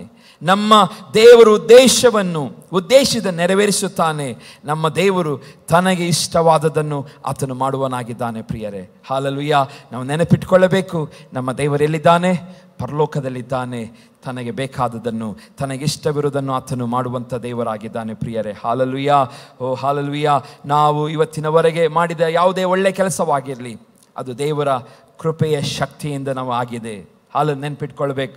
ನಾವು ಇವತ್ತು ಏನೇ ಒಳ್ಳೆಯ ಕೆಲಸವನ್ನು ನಾವು ಇವತ್ತು ಮಾಡುತ್ತಿರುವುದಾದರೆ ಅದು ನಾವೇನೋ ಮಾಡಿದ್ದೇವಾ, ಇಲ್ಲ, ನಾವು ಹೀಗೆ ನಾವು ತಗ್ಗಿಸಿಕೊಂಡು ಹೇಳಬೇಕು, ಇದು ದೇವರ ಕೃಪೆಯಿಂದ ನಾನು ಮಾಡಿದ್ದೇನೆ. ಇವತ್ತು ನೀವು ಏನೇ ವಿಷಯಗಳಲ್ಲಿ ಸಕ್ಸಸ್ ಆಗುತ್ತಾ ಇದ್ದೀರಾ, ಹೇಗೆ ನಾವು ಅದನ್ನು ಹೇಳಬೇಕಂತ ಹೇಳಿದರೆ, ದೇವರ ಕೃಪೆಯಿಂದಲೇ ನಾನು ಸಕ್ಸಸ್ ಆಗಿದ್ದೇನೆ. ಹಾಲೆಲೂಯಾ. ಇದು ದೇವರ ಮಕ್ಕಳಲ್ಲಿ ಯಾವಾಗಲೂ ಆ ಆಟಿಟ್ಯೂಡ್ ಬರಬೇಕು. ಏನೇ ಮಾಡಿದರೂ, ಇವತ್ತು ಒಂದು ಗಾಡಿ ನಮಗೆ 2 ವೀಲರೋ 4 ವೀಲರೋ ಎಂಥದೇ ನಾವು ತೆಗೆದುಕೊಂಡ್ರು, ಒಂದು ಒಳ್ಳೆ ಬಟ್ಟೆಯನ್ನು ತೆಗೆದುಕೊಂಡ್ರು, ಒಳ್ಳೆ ಶೂ ಅನ್ನು ತೆಗೆದುಕೊಂಡರು, ಅಥವಾ ಒಳ್ಳೆ ವಾಚನ್ನು ತೆಗೆದುಕೊಂಡರು, ಅಥವಾ ಏನೇ ಒಳ್ಳೆಯದು ಎಂಥದೇ ನಮಗೆ ಸಿಕ್ಕರೂ ಸಹ ನಾವು ಹೇಳಬೇಕು, ಇದು ನನ್ನ ಯೋಗ್ಯತೆ ನನಗೆ ಸಿಕ್ಕಿದ್ದಲ್ಲ, ದೇವರ ಕೃಪೆಯಿಂದ ದೇವರು ನನಗೆ ಕೊಟ್ಟಿದ್ದಾನೆ ಎಂಬುದಾಗಿ. ಹಾಲೆಲೂಯಾ. ಯಾಕೆಂದರೆ ಆ ಹಂಬಲ್ನೆಸ್ಸಿಗೆ ನಾವು ಬರುವಾಗ ದೇವರು ಇನ್ನೂ ನಮ್ಮನ್ನು ಆಶೀರ್ವದಿಸ್ತಾನೆ. ಹಾಲೆಲೂಯಾ. ಆ ದೀನತೆಗೆ ನಾವು ಬರಬೇಕು. ಎಲ್ಲರೂ ದೇವರು ಕೊಟ್ಟಂಥದ್ದು ಎಂಬುದಾಗಿ ಆ ಸ್ಥಿತಿಗೆ ನಾವು ಬರುವಾಗ ನಾವು ದಿನ ಆಶೀರ್ವಾದವನ್ನು ಕಾಣುತ್ತೇವೆ. ಹಾಲೆಲೂಯಾ. ಅದಕ್ಕೆ ಕೀರ್ತನೆಗಾರನು 73ನೇ ಅಧ್ಯಾಯ 25ನೇ ವಚನದಲ್ಲಿ ಹೀಗೆ ಹೇಳುತ್ತಾನೆ, ಪರಲೋಕದಲ್ಲಿ ನನಗೆ ನೀನಿಲ್ಲದೆ ಮತ್ಯಾರು ಅವಶ್ಯ, ಇಹಲೋಕದಲ್ಲಿ ನೀನಲ್ಲದೆ ಇನ್ಯಾರನ್ನು ಬಯಸುವುದಿಲ್ಲ ಎಂಬುದಾಗಿ. ಹಾಲೆಲೂಯಾ. ಪರಲೋಕದಲ್ಲಿ ನನಗೆ ನೀನಿಲ್ಲದೆ ಮತ್ಯಾರು ಅವಶ್ಯ? ಆತನೇ ಪ್ರಶ್ನೆ ಮಾಡಿಕೊಳ್ತಾ ಇದ್ದಾನೆ. ಪರಲೋಕದಲ್ಲಿ ನೀನಲ್ಲದೆ ಮತ್ಯಾರು ಅವಶ್ಯ, ಇಹಲೋಕದಲ್ಲಿ ನೀನಲ್ಲದೆ ಇನ್ಯಾರನ್ನೂ ನಾನು ಬಯಸುವುದಿಲ್ಲ. ಹಾಲೆಲೂಯಾ. ಯಾರೆಲ್ಲ ಬಾಟಲನ್ನು ಬಯಸ್ತಾ ಇದ್ದೀರಿ, ಇವತ್ತು ಚೇಂಜ್ ಆಗಲಿ ನಿಮ್ಮ ಬಯಕೆ. ಹಾಲೆಲೂಯಾ. ಒಂದು 90 ಹಾಕಿ ಒಂದು ಕ್ವಾರ್ಟರ್ ಹಾಕಿ ನಾನು ಒಳ್ಳೆ ಸಂತೋಷವಾಗಿರುತ್ತೇನೆ ಎಂಬುದಾಗಿ ಯೋಚಿಸುವವರು, ಇದು ಬದಲಾಗಬೇಕು. ಇಹಲೋಕದಲ್ಲಿ ಬಾಟಲ್ ಅಲ್ಲ ಬಯಸುವಂಥದ್ದು, ನಾವು ದೇವರನ್ನು ಬಯಸಬೇಕು. ಹಾಲೆಲೂಯಾ. ಇಹಲೋಕದಲ್ಲಿ ನಮ್ಮನ್ನು ಅಮಲಿಗೆ ತರುವಂಥ ವಸ್ತುಗಳನ್ನು ಬಯಸುವುದಲ್ಲ. ನಾವು ಯಾರನ್ನು ಬಯಸೋಣ? ನಮ್ಮ ದೇವರನ್ನು ಬಯಸೋಣ. ಪವಿತ್ರಾತ್ಮನು, ಹಾಲೆಲೂಯಾ. ನಾನು ಒಂದು ಸಾರಿ ಒಂದು ದೇವ ಸೇವಕರು ಹೇಳುವುದನ್ನು ಕೇಳಿದೆ, ಈ ಪವಿತ್ರಾತ್ಮನು ಎಷ್ಟು ಪವರ್ಫುಲ್ ಅಂತ ಹೇಳಿದರೆ, ನಮ್ಮಲ್ಲಿರುವಂಥ ಪ್ರತಿಯೊಂದು ಎಲ್ಲ ಆಲ್ಕೋಹಾಲ್ ಸ್ಪಿರಿಟ್ ಆಗಿರ್ಬೋದು, ಏನೆಲ್ಲ ಸ್ಪಿರಿಟ್ಗಳಿದೆಯೋ, ನೀವು ಪವಿತ್ರಾತ್ಮನ ಅಭಿಷೇಕಕ್ಕೋಸ್ಕರ ಪ್ರಾರ್ಥನೆ ಮಾಡಿ ಆ ಎಲ್ಲ ಒಳಗಿದ ಸಂಗತಿಗಳನ್ನೆಲ್ಲ ಕಂಪ್ಲೀಟ್ ಆಗಿ ತೆಗೆದು ಶುದ್ಧ ಮಾಡುತ್ತದೆ ಎಂಬುದಾಗಿ. ಹಾಲೆಲೂಯಾ.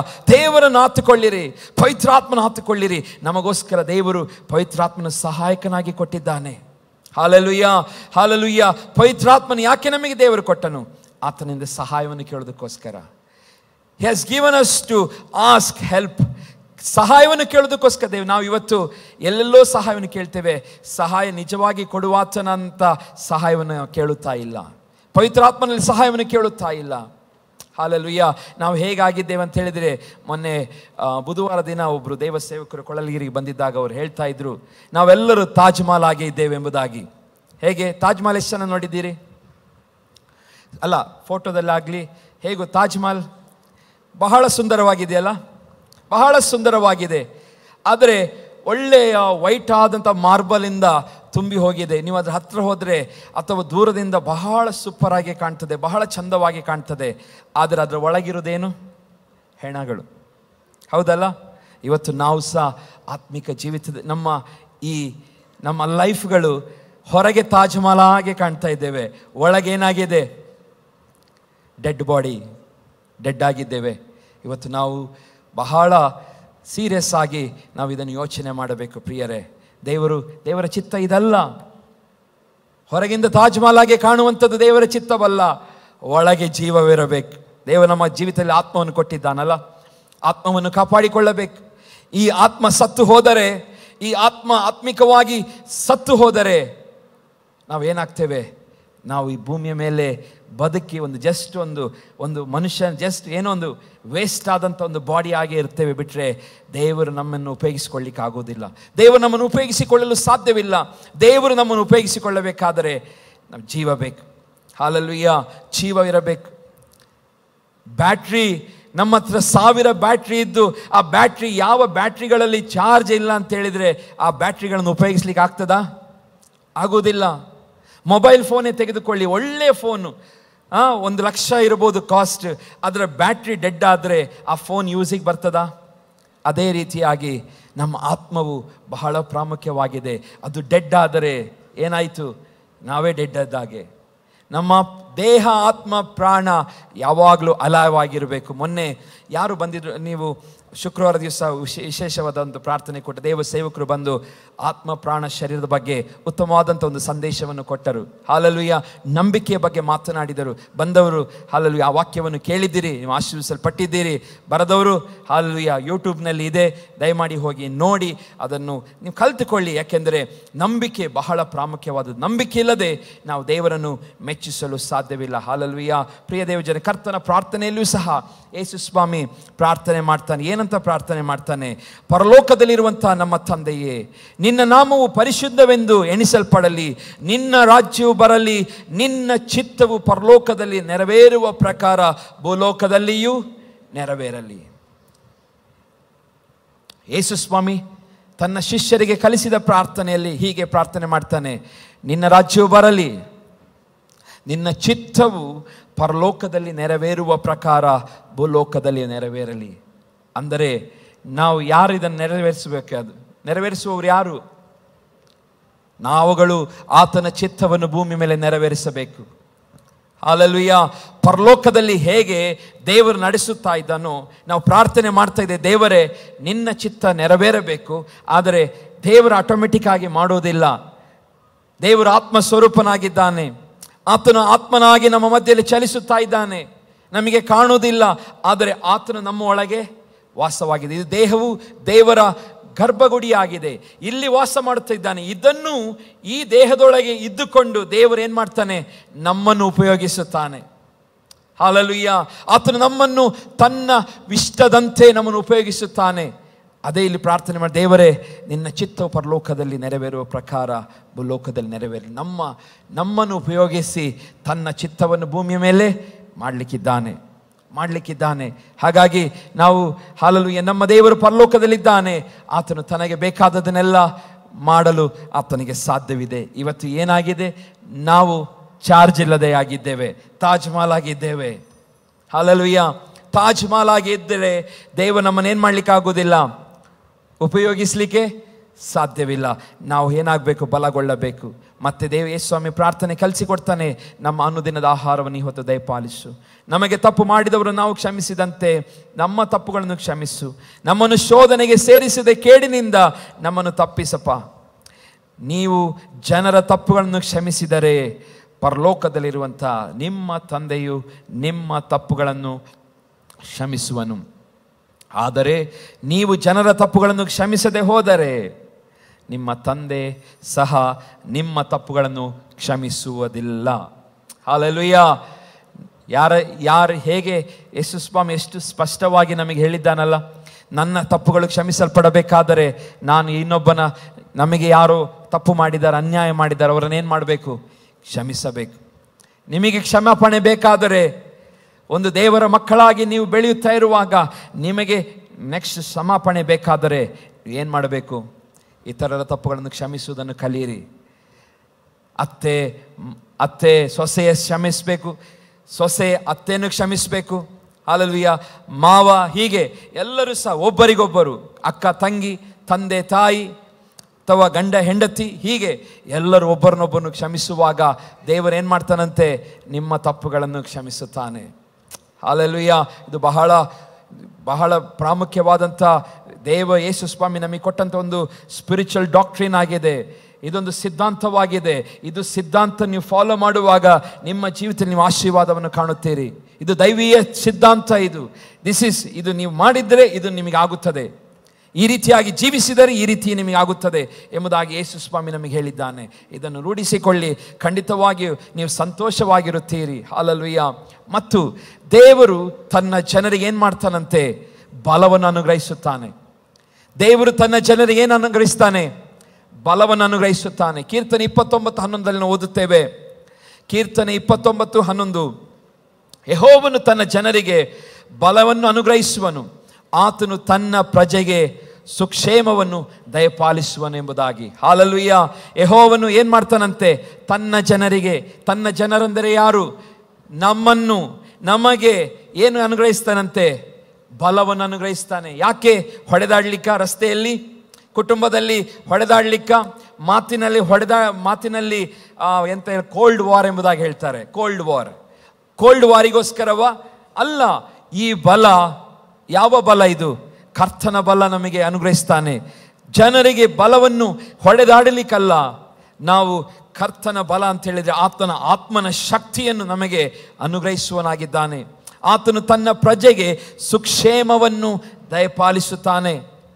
ತನ್ನ ಪ್ರಜೆಗೆ, ಇವತ್ತು ನಾವು ಆತನ ಜನರು, ಆತನ ಪ್ರಜೆಗಳು ಆಗಿದ್ದೇವೆ. ಹಾಗಾಗಿ ಬಲ ಯಾರಿಂದ ಬರುವಂಥದ್ದಾಗಿದೆ? ದೇವರಿಂದ ನಮಗೆ ಬಲ ಸಿಗುತ್ತದೆ. ಇವತ್ತು ಸೋತವನಿಗೆ ತ್ರಾಣವನ್ನು ಕೊಡುತ್ತಾನೆ ಎಂಬುದಾಗಿ ದೇವರ ವಾಕ್ಯ ಓದುತ್ತೇವೆ. ಸೋತವನಿಗೆ ತ್ರಾಣವನ್ನು ಆತನು ಕೊಟ್ಟು ಬಹುಬಲದಿಂದ ತುಂಬಿಸುತ್ತಾನೆ. ಇವತ್ತು ನೀವು ಸೋತು ಹೋಗಿದ್ದೀರಾ, ಹಲ್ಲೆಲೂಯಾ. ನಾವು ದೇವರಿಗೆ ನಮ್ಮನ್ನು ಒಪ್ಪಿಸಿ ಕೊಡೋಣ. ಆತನು ಬಲದಿಂದ ನಮ್ಮನ್ನು ತುಂಬಿಸುತ್ತಾನೆ. ಆತನ ಪ್ರಜೆಗೆ ಸುಕ್ಷೇಮವನ್ನು ದಯಪಾಲಿಸುತ್ತಾನೆ, ಆರೋಗ್ಯವನ್ನು ದಯಪಾಲಿಸುವನಾಗಿದ್ದಾನೆ. ಹಲ್ಲೆಲೂಯಾ. ಹಬಕ್ಕೂಕ ಪ್ರವಾದನ ಗ್ರಂಥದಲ್ಲಿ 3ನೇ ಅಧ್ಯಾಯ 19ನೇ ವಚನಕ್ಕೆ ಬರುವಾಗ,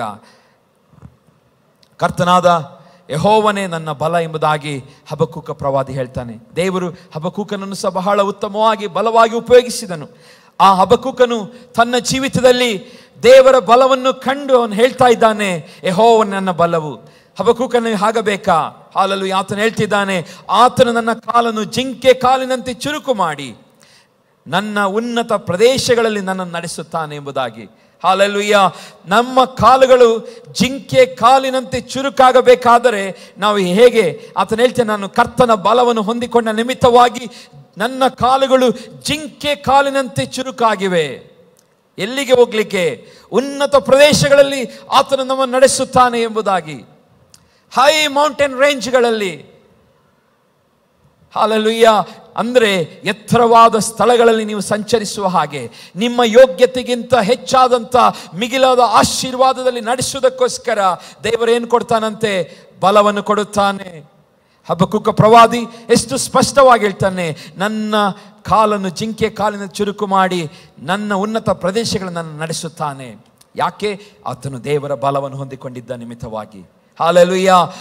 ದೇವರ ಬಲವು ನಿಮ್ಮಲ್ಲಿದ್ದರೆ ನಿಮ್ಮ ಕಾಲುಗಳನ್ನು ಚುರುಕು ಮಾಡುತ್ತಾನೆ. ನಿಮ್ಮ ವ್ಯವಹಾರಗಳು ಚುರುಕಾಗುತ್ತದೆ.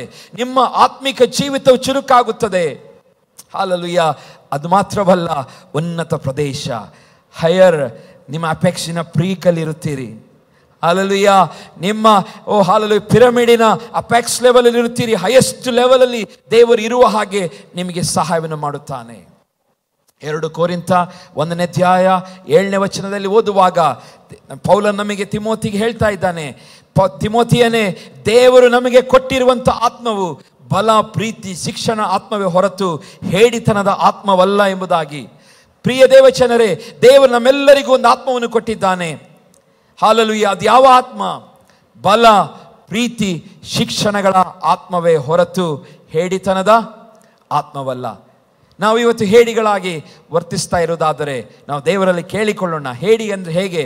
ಹಲ್ಲೆಲೂಯಾ. ಡೈರೆಕ್ಟ್ ಆಗಿ ಎನಿಮಿಯನ್ನು ಏನು ಮಾಡೋದಿಲ್ಲ, ಅವನು ಫೇಸ್ ಮಾಡೋದಿಲ್ಲ. ಹೇಡಿಗಳ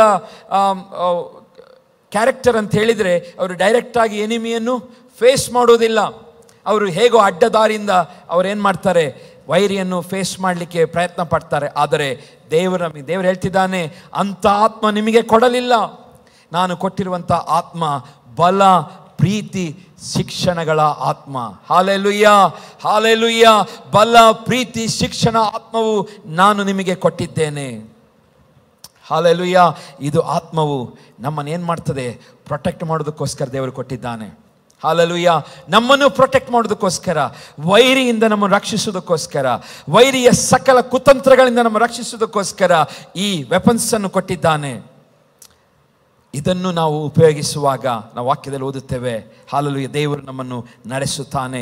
8ನೇ ವಚನ ಬರುವಾಗ, ಆದುದರಿಂದ ನೀನು ನಮ್ಮ ಕರ್ತನನ್ನು ಕುರಿತು ಹೇಳುವ ಸಾಕ್ಷಿಯ ವಿಷಯದಲ್ಲಾಗಲಿ ಆತನ ಸೆರೆಯವನಾದ ನನ್ನ ವಿಷಯದಲ್ಲಾಗಲಿ ನಾಚಿಕೆ ಪಡದೆ ದೇವರ ಬಲವನ್ನು ಆಶ್ರಯಿಸಿ ನನ್ನೊಂದಿಗೆ ಸುವಾರ್ತೆಗೋಸ್ಕರ ಶ್ರಮೆಯನ್ನು ಅನುಭವಿಸು ಎಂಬುದಾಗಿ ಹೇಳ್ತಿದ್ದಾನೆ. ಪೌಲನು ಹೇಳ್ತಿದ್ದಾನೆ, ನಮಗೆ ಕೊಟ್ಟಿರುವ ಆತ್ಮ ಬಲ, ಶಿಕ್ಷಣ, ಪ್ರೀತಿ ಆತ್ಮ ಹೊರತು ಹೇಡಿತನದ ಆತ್ಮವಲ್ಲ.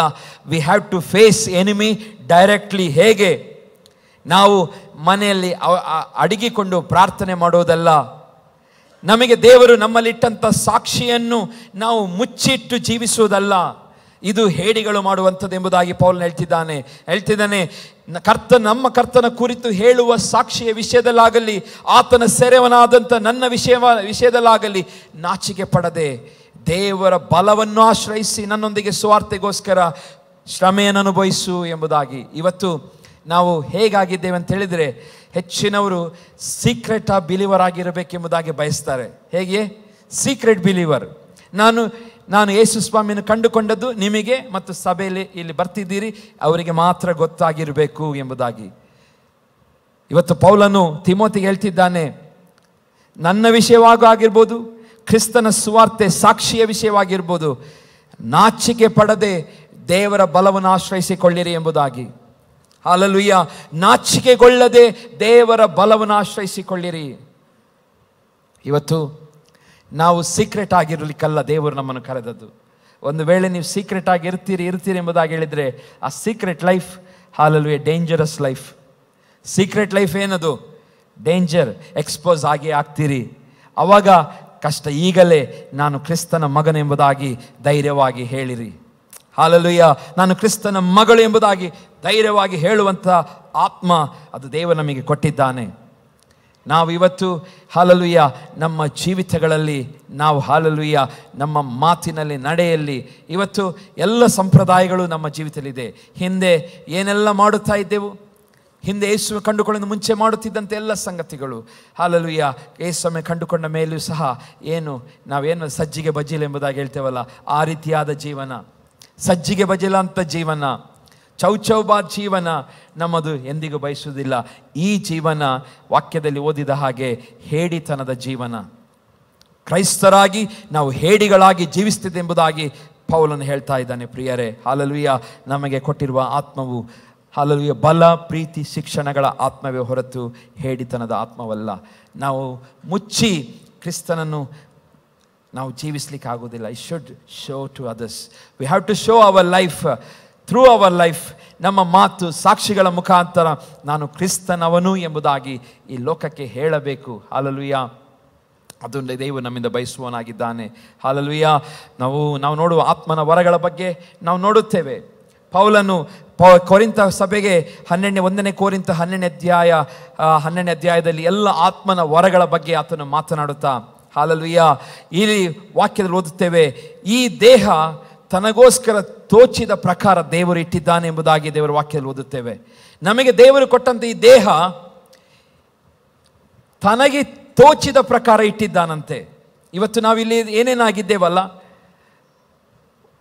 ನಾವು ಒಂದು ವೇಳೆ ಬಣ್ಣವಾಗಿರ್ಬೋದು, ನಮ್ಮ ಬೆರಳುಗಳಾಗಿರ್ಬೋದು, ಮುಖವಾಗಿರ್ಬೋದು, ಹಲ್ಲುಗಳಾಗಿರ್ಬೋದು, ಏನೇ ಆಗಿರಲಿ, ದೇವರ ವಾಕ್ಯದಲ್ಲಿ ಓದ್ತೇವೆ, ತನಗೆ ತೋಚಿದ ಪ್ರಕಾರವೇ ಆತನೇನು ಮಾಡಿದ್ದಾನಂತೆ, ನಮ್ಮನ್ನು ಇಟ್ಟಿದ್ದಾನೆ.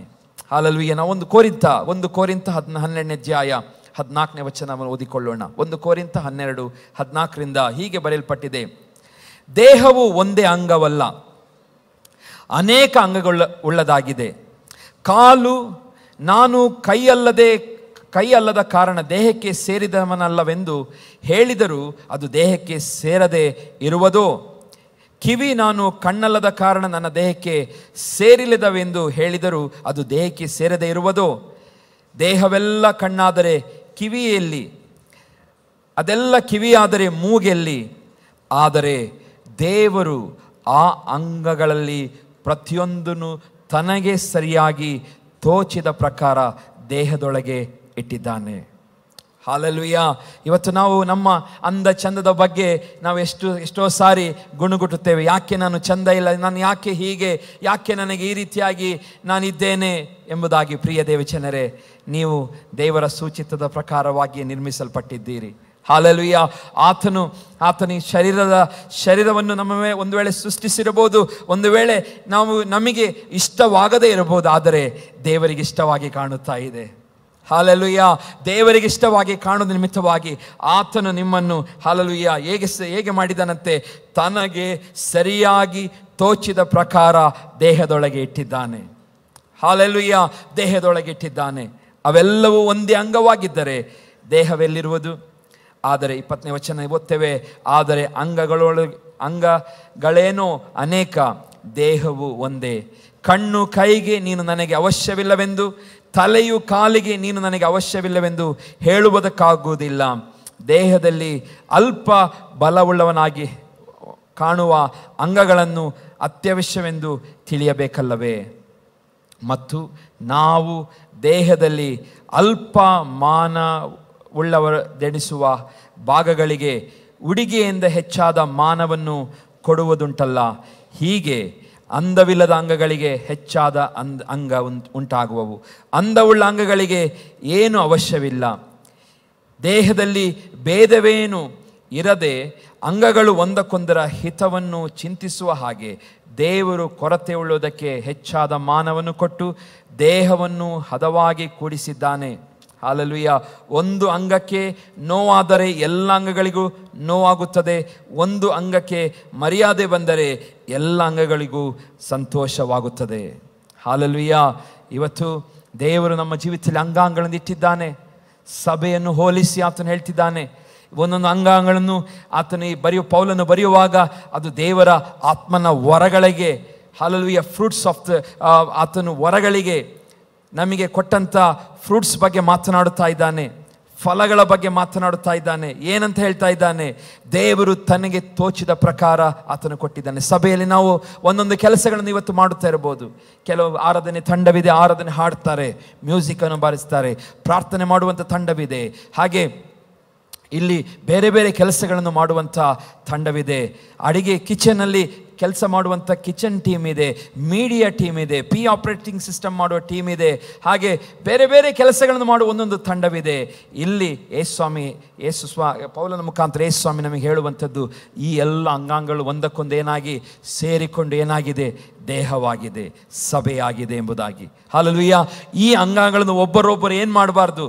ಕೈ ನನಗೆ ಬೇಡ, ಇದು ದೇಹಕ್ಕೆ ಕಣ್ಣಿದೆ, ಕಣ್ಣಿರೋದ್ರಿಂದ ನನಗೆ ಕೈ ಬೇಡ ಎಂಬುದಾಗಿ ಕೈ ಅದನ್ನು ಬಿಡಲಿಕ್ಕೆ ಆಗುವುದಿಲ್ಲ. ಯಾಕೆಂದರೆ ಇದೆಲ್ಲವೂ ಒಂದೊಂದು ಸೇರಿದಾಗ ಇದೇನಾಗ್ತದೆ? ದೇಹವಾಗುತ್ತದೆ. ಹಾಗೆ ಸಭೆಯಲ್ಲಿ ಸಂಡೇ ಸ್ಕೂಲ್ ಟೀಚರ್ಸ್ಗಳಿದ್ದಾರೆ, ಹಾಗೆ ಬೇರೆ ಬೇರೆ ಕೆಲಸಗಳನ್ನು ಮಾಡುವಂಥವ್ರು ಇದೆ. ಪೌಲನ್ ಏನು ಹೇಳ್ತಿದ್ದಾನೆ? ಇದು ಏನಾಗಿದೆ? ಒಂದು ಸಭೆಯಾಗಿದೆ, ಒಂದು ದೇಹವಾಗಿದೆ, ದೇಹದ ಅಂಗವಾಗಿದೆ. ಇದರಲ್ಲಿ ಯಾರು ಬೇಡ ಎಂಬುದಾಗಿ ಹೇಳಲಿಕ್ಕಾಗುವುದಿಲ್ಲ. ಇದೆಲ್ಲ ಒಟ್ಟಾಗಿ ಅನ್ಯೋನ್ಯವಾಗಿ ಕೆಲಸ ಮಾಡಬೇಕು ಎಂಬುದಾಗಿ. ಹಾಲೆಲೂಯಾ. ಒಟ್ಟಾಗಿ ಕೆಲಸ ಮಾಡಬೇಕು. ಎಲ್ಲವೂ ಒಟ್ಟಾಗಿ ಕೆಲಸ ಮಾಡುವಾಗ ಹಾಲೆಲೂಯಾ, ದೇವರ ವಾಕ್ಯದಲ್ಲಿ ಓದಿದ್ದೇವೆ, ಏನು ಕೊಡ್ತಾನೆ ದೇವರು? ತನ್ನ ಚಿತ್ತದ ಪ್ರಕಾರ ನಮಗೆ ಮರ್ಯಾದೆಯನ್ನು ಕೊಡುವವನಾಗಿದ್ದಾನೆ. ಆ ಅಂಗಾಂಗಗಳಿಗೆ ಏನನ್ನು ಕೊಡುತ್ತಾನೆ? ಮರ್ಯಾದೆಯನ್ನು ಕೊಡುತ್ತಾನೆ, ಗೌರವವನ್ನು ಹೆಚ್ಚಿಸುತ್ತಾನೆ. ಒಂದು ವೇಳೆ ನಾವು ಯೋಚನೆ ಮಾಡೋದು ಅವರು ಟಾಯ್ಲೆಟ್ ಕ್ಲೀನ್ ಮಾಡುವವರು ಎಂಬುದಾಗಿ. ಆದರೆ ಹಾಲೆಲೂಯಾ, ನಾವು ತುಚ್ಛವಾಗಿ ಕಾಣುವಂಥ ದೇವರು ಹೇಳ್ತಿದ್ದಾನೆ, ಅದನ್ನು ನಾನು ಮರ್ಯಾದೆಗೆ ನಡೆಸುತ್ತೇನೆ ಎಂಬುದಾಗಿ. ಹಾಲೆಲೂಯಾ. ಇವತ್ತು ನಾವು ಏನೇ ಕೆಲಸ ಇಲ್ಲಿ ಮಾಡುತ್ತಾ ಇರಬಹುದು, ಅದು ಮರ್ಯಾದೆಗೆ ಯೋಗ್ಯವಾಗಿಲ್ಲದೆ ಇರಬಹುದು. ಆದರೆ ನೀವು ಅದನ್ನು ದೇವರು ನಮಗೆ ಕೊಟ್ಟಂಥ ಈ ಕೆಲಸ, ದೇವರ ಯೋಚನೆ ನನ್ನ ಜೀವಿತ ನೆರವೇರುತ್ತಾ ಇದೆ ಎಂಬುದಾಗಿ ಯೋಚಿಸಿಕೊಂಡು ಮಾಡೋದಾದರೆ ಹಾಲೆಲೂಯಾ, ಅದು ದೇವರು ಅದರ ಮುಖಾಂತರ ನಿಮಗೆ ಕೀರ್ತಿಯನ್ನು ತರುತ್ತಾನೆ, ನಿಮಗೆ ಗೌರವ ಮರ್ಯಾದೆಯನ್ನು ಆತನು ತರುವವನಾಗಿದ್ದಾನೆ. ಪ್ರಿಯರೇ, ಹಾಲೆಲೂಯಾ. ಹೌದು, ದೇಹವನ್ನು ತನಗೆ ತೋಚಿದ ಪ್ರಕಾರ ಮಾಡಿದ, ಅಂದರೆ ಈ ಸಭೆಯನ್ನು ದೇವರು ತನಗೆ ತೋಚಿದ ಪ್ರಕಾರ ಒಬ್ಬೊಬ್ಬರನ್ನು ಆತನು ಇಟ್ಟಿದ್ದಾನೆ. ಹಾಲೆಲೂಯಾ. ತನಗೆ ತೋಚಿದ ಪ್ರಕಾರ ಒಬ್ಬೊಬ್ಬರನ್ನು ಈ ಸ್ಥಳದಲ್ಲಿ ಆತನು ನೇಮಿಸಿದ್ದಾನೆ. ಕೆಲವರು ಕಾಣಿಕೆಗಳ ಮುಖಾಂತರ ದೇವರ ಸೇವೆಯನ್ನು ಪ್ರೋತ್ಸಾಹಿಸುತ್ತಿರ್ಬೋದು, ಅದು ದೇವರು ತೋಚಿದ ಪ್ರಕಾರ ಅವರನ್ನು ಸಭೆಯಲ್ಲಿ ಇಟ್ಟಿದ್ದಾನೆ. ಕೆಲವರಿಗೆ ಅದು ಮಾಡಲಿಕ್ಕೆ ಆಗುವುದಿಲ್ಲ, ಬೇರೆ ಕೆಲಸಗಳನ್ನು ಮಾಡಿ ಏನು ಮಾಡ್ತಾ ಇದ್ದಾರೆ? ಅವರು ಸಭೆಗೆ ಅವರು ಏನಾಗಿದೆ? ಒಂದು ಅಂಗವಾಗಿದ್ದಾರೆ. ಹಾಲೆಲೂಯಾ. ಇಂಥವರನ್ನು ದೇವರು ಏನು ಹೇಳ್ತಾ ಇದ್ದಾನೆ? ಇವರನ್ನು ತನಗೆ ತೋಚಿದ ಪ್ರಕಾರವೇ ಸಭೆಯಲ್ಲಿ ಇಟ್ಟಿದ್ದಾನೆ. ಹಾಲೆಲೂಯಾ. ಸಭೆಯು ದೇವರದಾಗಿದೆ ಪ್ರಿಯರೇ. ಹಾಗಾಗಿ ನಾವು ನೆನಪಿಟ್ಟುಕೊಂಡು ದೇವರಿಗೋಸ್ಕರ ಹಾಲೆಲೂಯಾ, ದೇಹಕ್ಕೆ ಮರ್ಯಾದೆಯನ್ನು ಕೊಡುವಾತನು ದೇವರೇ.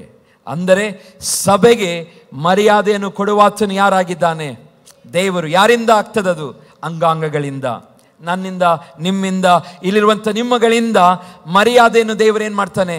ಹೆಚ್ಚಿಸುವಾತ. ನಾವು ಮರ್ಯಾದೆಯನ್ನು ಕಳೆಯುವವರಾಗಿರಬಾರದು, ನಾವು ಮರ್ಯಾದೆಯನ್ನು ಹೆಚ್ಚಿಸುವವರಾಗಿರಬೇಕು. ಯಾವುದರದು? ಸಭೆಯದು. ಲೋಕದ ಜನರ ಮುಂದೆ ಸಭೆಯ ಮರ್ಯಾದೆ ಏನಾಗಬೇಕು?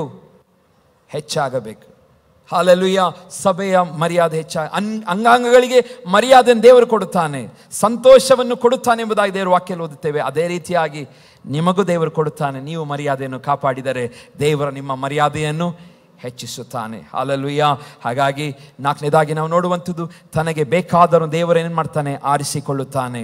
ಹಾಲೆಲೂಯ. ರೋಮ 8:30 ಓದುತ್ತೇವೆ, ಯಾರನ್ನು ಮೊದಲು ನೇಮಿಸಿದ್ದಾನೋ ಅವರನ್ನು ಕರೆದನು, ಯಾರನ್ನು ಕರೆದನು ಅವರನ್ನು ನೀತಿವಂತರನ್ನು ನಿರ್ಣಯಿಸಿದನು, ಯಾರನ್ನು ನೀತಿವಂತರನ್ನು ನಿರ್ಣಯಿಸಿದನು ಅವರನ್ನು ಮಹಿಮೆ ಪದವಿಗೆ ಸೇರಿಸಿದನು. ಮಹಿಮೆಯ ಪದವಿ, ಆ ಕ್ಯಾಟಗರಿಗೆ, ಮಹಿಮೆಯ ಪದವಿ ಸಿಕ್ಕುವಂಥ ಗುಂಪಿಗೆ ನಮ್ಮನ್ನು ಏನು ಮಾಡ್ತಾನಂತೆ, ದೇವರು ಸೇರಿಸ್ತಾನೆ. ಯಾರನ್ನು? ದೇವರು ಕರೆದವರನ್ನು. ದೇವರು ಯಾರನ್ನು ನೇಮಿಸಿದ್ದಾನೋ ಅವರನ್ನು ದೇವರು ಕರೆಯುತ್ತಾನೆ, ಯಾರನ್ನು ಕರೆದಿದ್ದಾನೋ ಅವರನ್ನು ನೀತಿವಂತರನ್ನು ನಿರ್ಣಯಿಸುತ್ತಾನೆ, ಯಾರನ್ನು ನೀತಿವಂತರನ್ನು ನಿರ್ಣಯಿಸಿದ್ದಾನೋ ಅವರಿಗೆ ಮಹಿಮೆಯ ಪದವಿ ಸಿಗುವಂಥ ಗುಂಪಿಗೆ ನಮ್ಮನ್ನೇನು ಮಾಡ್ತಾನೆ, ಸೇರಿಸುತ್ತಾನೆ. ಹಾಲಲ್ಲಿ ಎಷ್ಟು ಜನಕ್ಕೆ ಇಷ್ಟ ಇದೆ, ದೇವರ ಮಹಿಮೆಯ ಪದವಿಯ ಗುಂಪಿನೊಳಗೆ ನಾನು ಸೇರಬೇಕು, ನಾನು ಸೇರಬೇಕು. ಹಾಲೆಲೂಯ. ಇದು ನಮ್ಮೆಲ್ಲರ ಆಶೆಯಾಗಿರಲಿ ಪ್ರಿಯರೇ. ಹಾಲೆಲೂಯ. ಪ್ರಿಯ ದೇವಜನರೇ, ನಾವು ಕಡೆಯ ದಿನದಲ್ಲಿದ್ದೇವೆ, ಕಡೆಯ ದಿವಸಗಳಲ್ಲಿದ್ದೇವೆ. ನಾವು ಮನಸ್ಸಿಗೆ ಬಂದ ಹಾಗೆ ನಡೆದುಕೊಳ್ಳಲಿಕ್ಕೆ ದೇವರು ನಮ್ಮನ್ನು ಕರೆಯಲಿಲ್ಲ. ಕ್ರಿಸ್ತನಿಗೋಸ್ಕರ ಜೀವಿಸಿರಿ. ಹಾಲೆಲೂಯ. ಆತನು ತನಗೆ ಬೇಕಾದದನ್ನೇ ಮಾಡುತ್ತಾನೆ. ನಾವು ಮಾತ್ರ ರಾಂಗ್ ಡೈರೆಕ್ಷನಲ್ಲಿ ಹೋಗೋದು ಬೇಡ. ಹಾಲೆಲೂಯ. ಆತನ ಚಿತ್ತವನ್ನು ಪಾಲಿಸೋಣ. ಹಾಲೆಲೂಯ. ದೇವರು ತನಗೋಸ್ಕರ ಒಬ್ಬೊಬ್ಬನು ಉಪಯೋಗಿಸಿಕೊಳ್ಳುತ್ತಾನೆ. ಬೈಬಲ್ ಓದುತ್ತೇವೆ, ದಾನಿಯೇಲನ ನೆಬೂಕದ್ನೆಚ್ಚರ ಸೊಕ್ಕನ್ನು ಮುರಿಯಲು ದೇವರು ಉಪಯೋಗಿಸಿಕೊಂಡನು. ಹಾಲೆಲೂಯ. ನಮಗೆ ಗೊತ್ತಿದೆ, ನೆಬೂಕದ್ನೆಚ್ಚರನು ಬಹಳ ಗರ್ವಿ, ಬಹಳ ಅಹಂಕಾರಿಯಾಗಿದ್ದನು. ಅವನ ಸೊಕ್ಕನ್ನು ಮುರಿಯಲು ದೇವರು ಒಬ್ಬ ಭಕ್ತನನ್ನು ಉಪಯೋಗಿಸಿಕೊಳ್ಳುತ್ತಾನೆ. ಅವನೇ ದಾನಿಯೇಲನು. ಇವತ್ತು ನಿಮ್ಮ ಒಬ್ಬೊಬ್ಬರನ್ನು ಈ ಲೋಕದಲ್ಲಿ ಯಾರೇ ಹೇಗೆ ಬದುಕುತ್ತಿದ್ದಾರೋ ನಮಗೆ ನೋಡ್ತಾ ಇದ್ದೇವೆ. ದೇವರು ಒಂದು ವೇಳೆ ನಿಮ್ಮನ್ನು ಆ ರೀತಿಯಾದ ಅವರನ್ನು ಬದಲಾಯಿಸುವುದಕ್ಕೂ ಉಪಯೋಗಿಸಬಹುದು. ಹಾಗಾಗಿ ಪ್ರಿಯ ದೇವ ಜನರೇ, ತನಗಿಷ್ಟ ಬಂದದನ್ನು ನೆರವೇರಿಸಲಿಕ್ಕೋಸ್ಕರ ದೇವರು ನಿಮ್ಮನ್ನು ಆದುಕೊಂಡಿದ್ದಾನೆ. ಹಾಲೆಲೂಯ. ಆ ಆದುಕೊಂಡಂಥ ಕೆಲಸವನ್ನು ನಾವೇನು ಮಾಡಬೇಕು, ನಾವು ಮಾಡಬೇಕು. ಹಾಲೆಲೂಯ. ದಾನಿಯೇಲನ ನೆಬೂಕದ್ನೆಚ್ಚರನ ಸೊಕ್ಕನ್ನು ಅಡಗಿಸಲು ದೇವರು ಉಪಯೋಗಿಸಿಕೊಂಡನು. ಹೇಳ್ತಾನೆ, ದಾನಿಯೇಲ 4:34 ಓದುತ್ತೇವೆ, ದಾನಿಯೇಲ ಬಾಯಿಂದ ಬರುವಂಥ ಮಾತುಗಳು, ಆ ಕಾಲವು ಕಳೆದ ಮೇಲೆ ನೆಬೂಕದ್ನೆಚ್ಚರನಾದ ನಾನು ಆಕಾಶದ ಕಡೆಗೆ ಕಣ್ಣೆತ್ತಲು ನನ್ನ ಬುದ್ಧಿಯು ಪುನಃ ನನ್ನ ಸ್ವಾಧೀನವಾಯಿತು. ಆಗ ನಾನು ಪರಾತ್ಮರನ್ನು ಕೊಂಡಾಡಿ ಸದಾ ಜೀವಿಸುವಾತನಿಗೆ ಸ್ತುತಿ ಸ್ತೋತ್ರಗಳನ್ನು ಸಲ್ಲಿಸಿದೆನು. ಆತನ ಆಳ್ವಿಕೆಯು ಶಾಶ್ವತ, ಆತನ ರಾಜ್ಯವು ತಲಾಂತರಕ್ಕೂ ನಿಲ್ಲುವುದು. ಭೂನಿವಾಸಿಗಳೆಲ್ಲರೂ ಆತನ ದೃಷ್ಟಿಯಲ್ಲಿ ಏನೂ ಅಲ್ಲದಂತಿದ್ದಾರೆ. ಪರಲೋಕ ಸೈನ್ಯದವರಲ್ಲಿಯೂ ಭೂಲೋಕ ಸೈನ್ಯದವರಲ್ಲಿಯೂ ತನ್ನ ಇಚ್ಛಾನುಸಾರ ನಡೆಯುತ್ತಾನೆ. ಯಾರು ಆತನ ಕೈಯನ್ನು ಹಿಂದಕ್ಕೆ ತಳ್ಳಲಾರರು, ನೀನು ಏನು ಮಾಡುತ್ತೀಯೆಂದು ಯಾರು ಹೇಳಲಾರರು. ಹಾಲೆಲೂಯ. ನೆಬೂಕದ್ನೆಚ್ಚರನ ಅಹಂಕಾರವನ್ನು ದೇವರೇನು ಮಾಡ್ತಾನೆ, ಮುರಿದು ಈ ಮಾತುಗಳನ್ನು ಆಡುವ ಹಾಗೆ ದೇವರು ಮಾಡುತ್ತಾನೆ. ನಮಗೆ ಗೊತ್ತಿದೆ, ನೆಬೂಕದ್ನೆಚ್ಚರನು ಒಬ್ಬ ಕ್ರೂರಿಯಾಗಿದ್ದನು. ದಾನಿಯೇಲನನ್ನು ಹಿಂಸಿಸಬೇಕೆಂಬುದಾಗಿ ಪ್ರಯತ್ನ ಪಟ್ಟನು. ದಾನಿಯೇಲನಿಗೆ ವಿವಿಧ ರೀತಿಯಲ್ಲಿ ಆತನಿಗೆ ನೋವನ್ನು ತರಬೇಕೆಂಬುದಾಗಿ ಪ್ರಯತ್ನ ಪಟ್ಟನು, ಆಗಲಿಲ್ಲ. ಹಾಲೆಲೂಯ. ಪ್ರಿಯ ದೇವಜನರೇ, ನಾವು ಶದ್ರಕ್ ಮೇಷಕ್ ಅಬೇದ್ನೆಗೋ ಬಗ್ಗೆ ನೋಡುತ್ತೇವೆ. ಹಾಲೆಲೂಯ. ಈ ಭಕ್ತರನ್ನು ದೇವರು ಉಪಯೋಗಿಸಿಕೊಂಡು ರಾಜರುಗಳನ್ನು ತಳಮಳಗೊಳಿಸಿದ್ದಾನೆ. ಹಾಲೆಲೂಯ. ರಾಜರುಗಳನ್ನು ತಳಮಳಗೊಳಿಸಿದ್ದಾನೆ. ದಾರಿಯವೇಶನ ಆ ಸಮಯದಲ್ಲಿ ದಾರಿಯವೇಶನ ಸೊಕ್ಕನ್ನು ಅಡಗಿಸುತ್ತಾನೆ. ಶದ್ರಕ್ ಮೇಷಕ್ ಅಬೇದ್ನೆಗೋ ಉಪಯೋಗಿಸಿಕೊಂಡು ನೆಬೂಕದ್ನೆಚ್ಚರನ ಸೊಕ್ಕನ್ನು ಅಡಗಿಸ್ತಾನೆ. ಹೀಗೆ ದೇವರು ಒಂದೊಂದೇ ಕಾರ್ಯವನ್ನು ಮಾಡುತ್ತಾನೆ. ಯೋನನ ಬಗ್ಗೆ ನಮಗೆ ಗೊತ್ತಿದೆ. ಯೋನನು, ದೇವರೊಂದು ಯೋಜನೆ ಇರ್ತದೆ, ಹೇಳ್ತಾನೆ, ನೀನು ಈ ರೀತಿಯಾಗಿ ಎಲ್ಲಿಗೆ ಹೋಗಬೇಕು, ನಿನವೆಗೆ ಹೋಗಬೇಕು. ಆತನ ಎಲ್ಲಿ ಹೋಗ್ತಾನೆ, ತಾರ್ಷೀಸಿಗೆ ಹೋಗ್ತಾನೆ. ತಾರ್ಷೀಸಿಗೆ ಬಿಟ್ಟು ನಿನವೆಯನ್ನು ಬಿಟ್ಟು ತಾರ್ಷೀಸಿಗೆ ಹೋಗುವಂಥ ಸಮಯದಲ್ಲಿ ನಮಗೆ ಗೊತ್ತಿದೆ, ನೀವು ಯೋನನ ಪ್ರವಾದನೆ ಗ್ರಂಥವನ್ನು ಮನೆಗೆ ಹೋಗಿ ಓದಿ ನೋಡಿರಿ. ಬಹಳ ರೋಮಾಂಚನಕಾರಿಯಾದಂಥ ಒಂದು ಕಥೆ. ಯೂಟ್ಯೂಬ್ನಲ್ಲಿಯೂ ಸಹ ಯೋನನ ಬಗ್ಗೆ ಒಳ್ಳೆಯ ಒಂದು ಸ್ಟೋರಿಯನ್ನು ಅವರು ಮಾಡಿದ್ದಾರೆ. ಅದನ್ನು ಹೋಗಿ ನೋಡಿದಾಗ ಇನ್ನೂ ಸ್ಪಷ್ಟವಾಗಿ ಅರ್ಥವಾಗುತ್ತದೆ. ಯೋನನು ದೇವರಿಂದ ಏನಾಗ್ತಾನೆ, ಓಡಿ ಹೋಗ್ತಾನೆ. ದೇವರು ಬೇಡ, ದೇವರ ಸಹಾಯ ನನಗೆ ಬೇಡ, ದೇವರ ಆಶೀರ್ವಾದ ನನಗೆ ಬೇಡ, ನಾನು ನನ್ನ ಇಷ್ಟಕ್ಕೆ ಬಂದಾಗಿ ಜೀವಿಸ್ತೇನೆ. ಅಲ್ಲಿ ಜನರು 1,20,000 ಜನ ಅವರು ರಕ್ಷಣೆಗೋಸ್ಕರ ದೇವರು ಇವನನ್ನು ಕಳಿಸಬೇಕೆಂಬುದಾಗಿ ಬಯಸಿದನು. ಆದರೆ ಯೋನನು ಏನು ಯೋಚನೆ ಮಾಡ್ತಾನೆ? ದೇವರ ಯೋಜನೆ ಏನು ದೊಡ್ಡ ಸಂಗತಿ ಅಲ್ಲ. ಹಗುರವಾಗಿ ನೆನೆಸ್ತಾನೆ ದೇವರನ್ನು ಬಹಳ ಲೈಟಾಗಿ. ದೇವರು ಮಾತಾಡ್ತಿದ್ದ, ನಾನು ಕೇಳ್ತಾ ಇದ್ದೇನೆ, ಇದೇನು ಕೇಳಬೇಕಂತೇನಿಲ್ಲ, ನನ್ನ ಇಷ್ಟ ಬಂದಾಗಿ ನಾನು ಜೀವಿಸ್ತೇನೆ ಎಂಬುದಾಗಿ ತಾರ್ಷೀಷಿಗೆ ಓಡಿ ಹೋಗ್ತಾನೆ. ಹಲ್ಲೆಲೂಯಾ. ಹಡಗನ್ನು ಹತ್ತುತ್ತಾನೆ, ಸಮುದ್ರದಲ್ಲಿ ಪ್ರಯಾಣ ಮಾಡ್ತಾ ಹೋಗ್ತಾನೆ. ದೊಡ್ಡ ಬಿರುಗಾಳಿನ ದೇವರು ಕಳಿಸಿಕೊಡ್ತಾನೆ. ಹಲ್ಲೆಲೂಯಾ. ಸಮುದ್ರವು ಅಲ್ಲಕಲ್ಲೋಲವಾಗುತ್ತದೆ. ಚೀಟಿ ಹಾಕ್ತಾರೆ, ಯಾರಿಂದ ಈ ತೊಂದರೆ ಬಂತು ಎಂಬುದಾಗಿ. ಆ ಹಡಗಲಿದ್ದಂಥ ಜನರ ಚೀಟಿ ಹಾಕುವಾಗ ಚೀಟಿ ಯೋನನ ಮೇಲೆ ಬರ್ತದೆ. ಯೋನನೇ ಈ ಎಲ್ಲ ಸಂಗತಿಗಳ ಕಲ್ಪ್ರಿಟ್ ಎಂಬುದಾಗಿ, ಇವತ್ತಿನ ಈ ಪ್ರಳಯಕ್ಕೆ ಕಾರಣ ಯೋನನೇ ಎಂಬುದಾಗಿ. ಹಲ್ಲೆಲೂಯಾ. ಆವಾಗ ಜನರು ಯೋಚನೆ ಮಾಡಿ, ನಮ್ಮ ಈ ಬಿರುಗಾಳಿ ಶಾಂತವಾಗಬೇಕಾದರೆ ಇವನನ್ನು ಹೇಗಾದರೂ ಮಾಡಿ ಇಲ್ಲಿಂದ ನಾವು ಹೊರಗೆ ಹಾಕಿದರೆ ಮಾತ್ರ ನಾವು ಬದುಕುತ್ತೇವೆ ಎಂಬುದಾಗಿ ಯೋಚನೆ ಮಾಡಿ ಯೋನನನ್ನು ತೆಗೆದು ನೀರಿಗೆ ಹಾಕುತ್ತಾರೆ.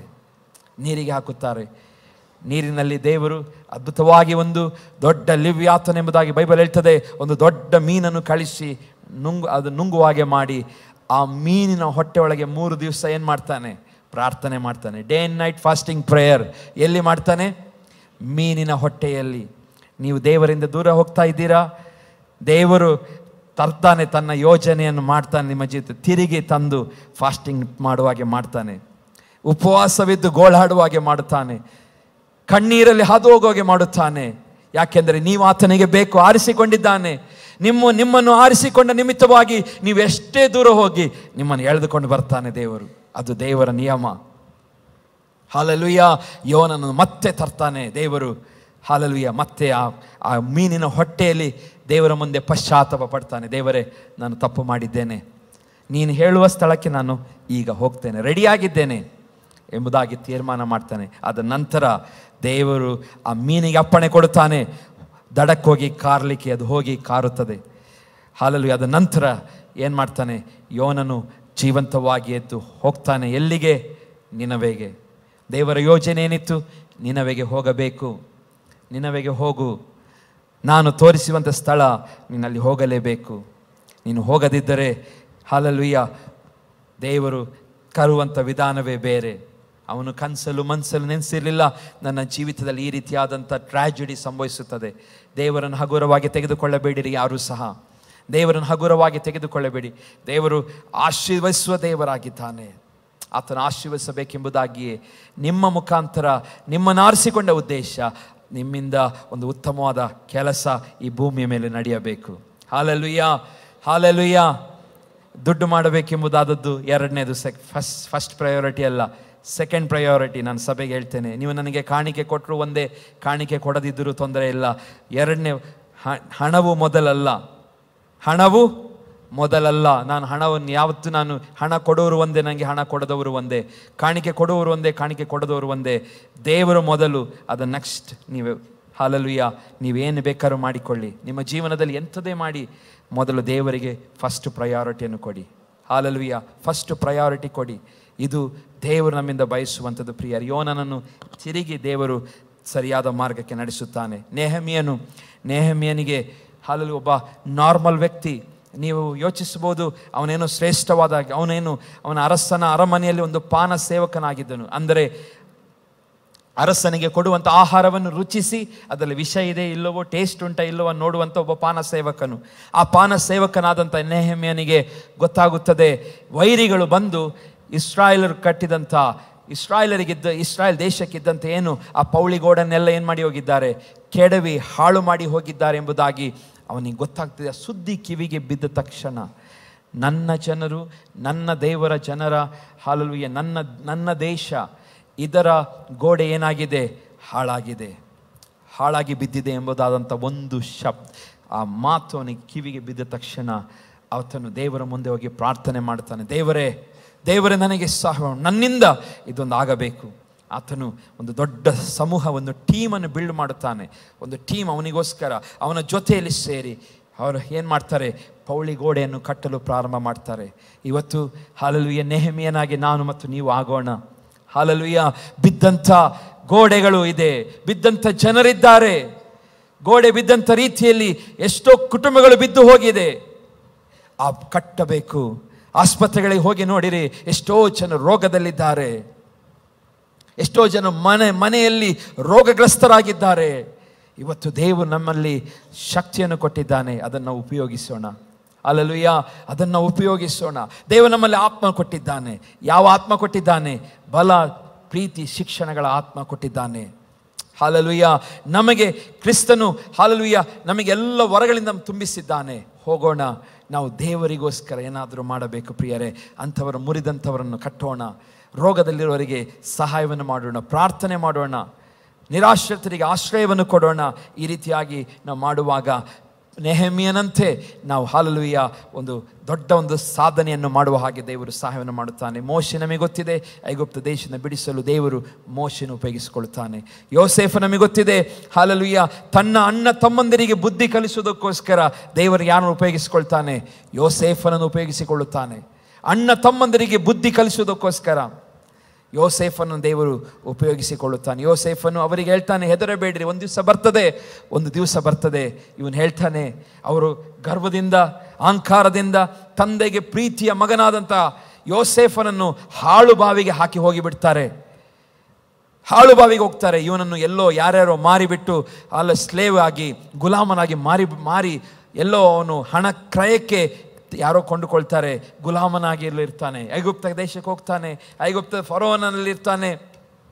ಹೀಗೆ ಹಲ್ಲೆಲೂಯಾ ಪ್ರಿಯ ದೇವ ಜನವನ ಜೀವನ ಆಗ್ತದೆ.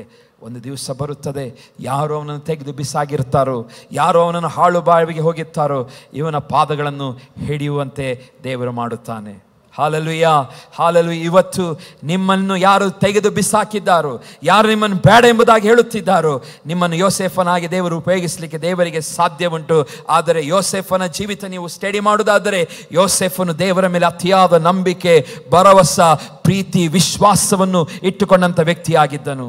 ಹಾಗಾಗಿ ದೇವರು ಅವನನ್ನು ಹಲ್ಲೆಲೂಯಾ ಯಾರೆಲ್ಲ ದೂಷಿಸಿದವರ ಮುಂದೆ ದೇವರು ಅವನನ್ನು ತಲೆ ಎತ್ತುವ ಹಾಗೆ ಮಾಡಿದನು.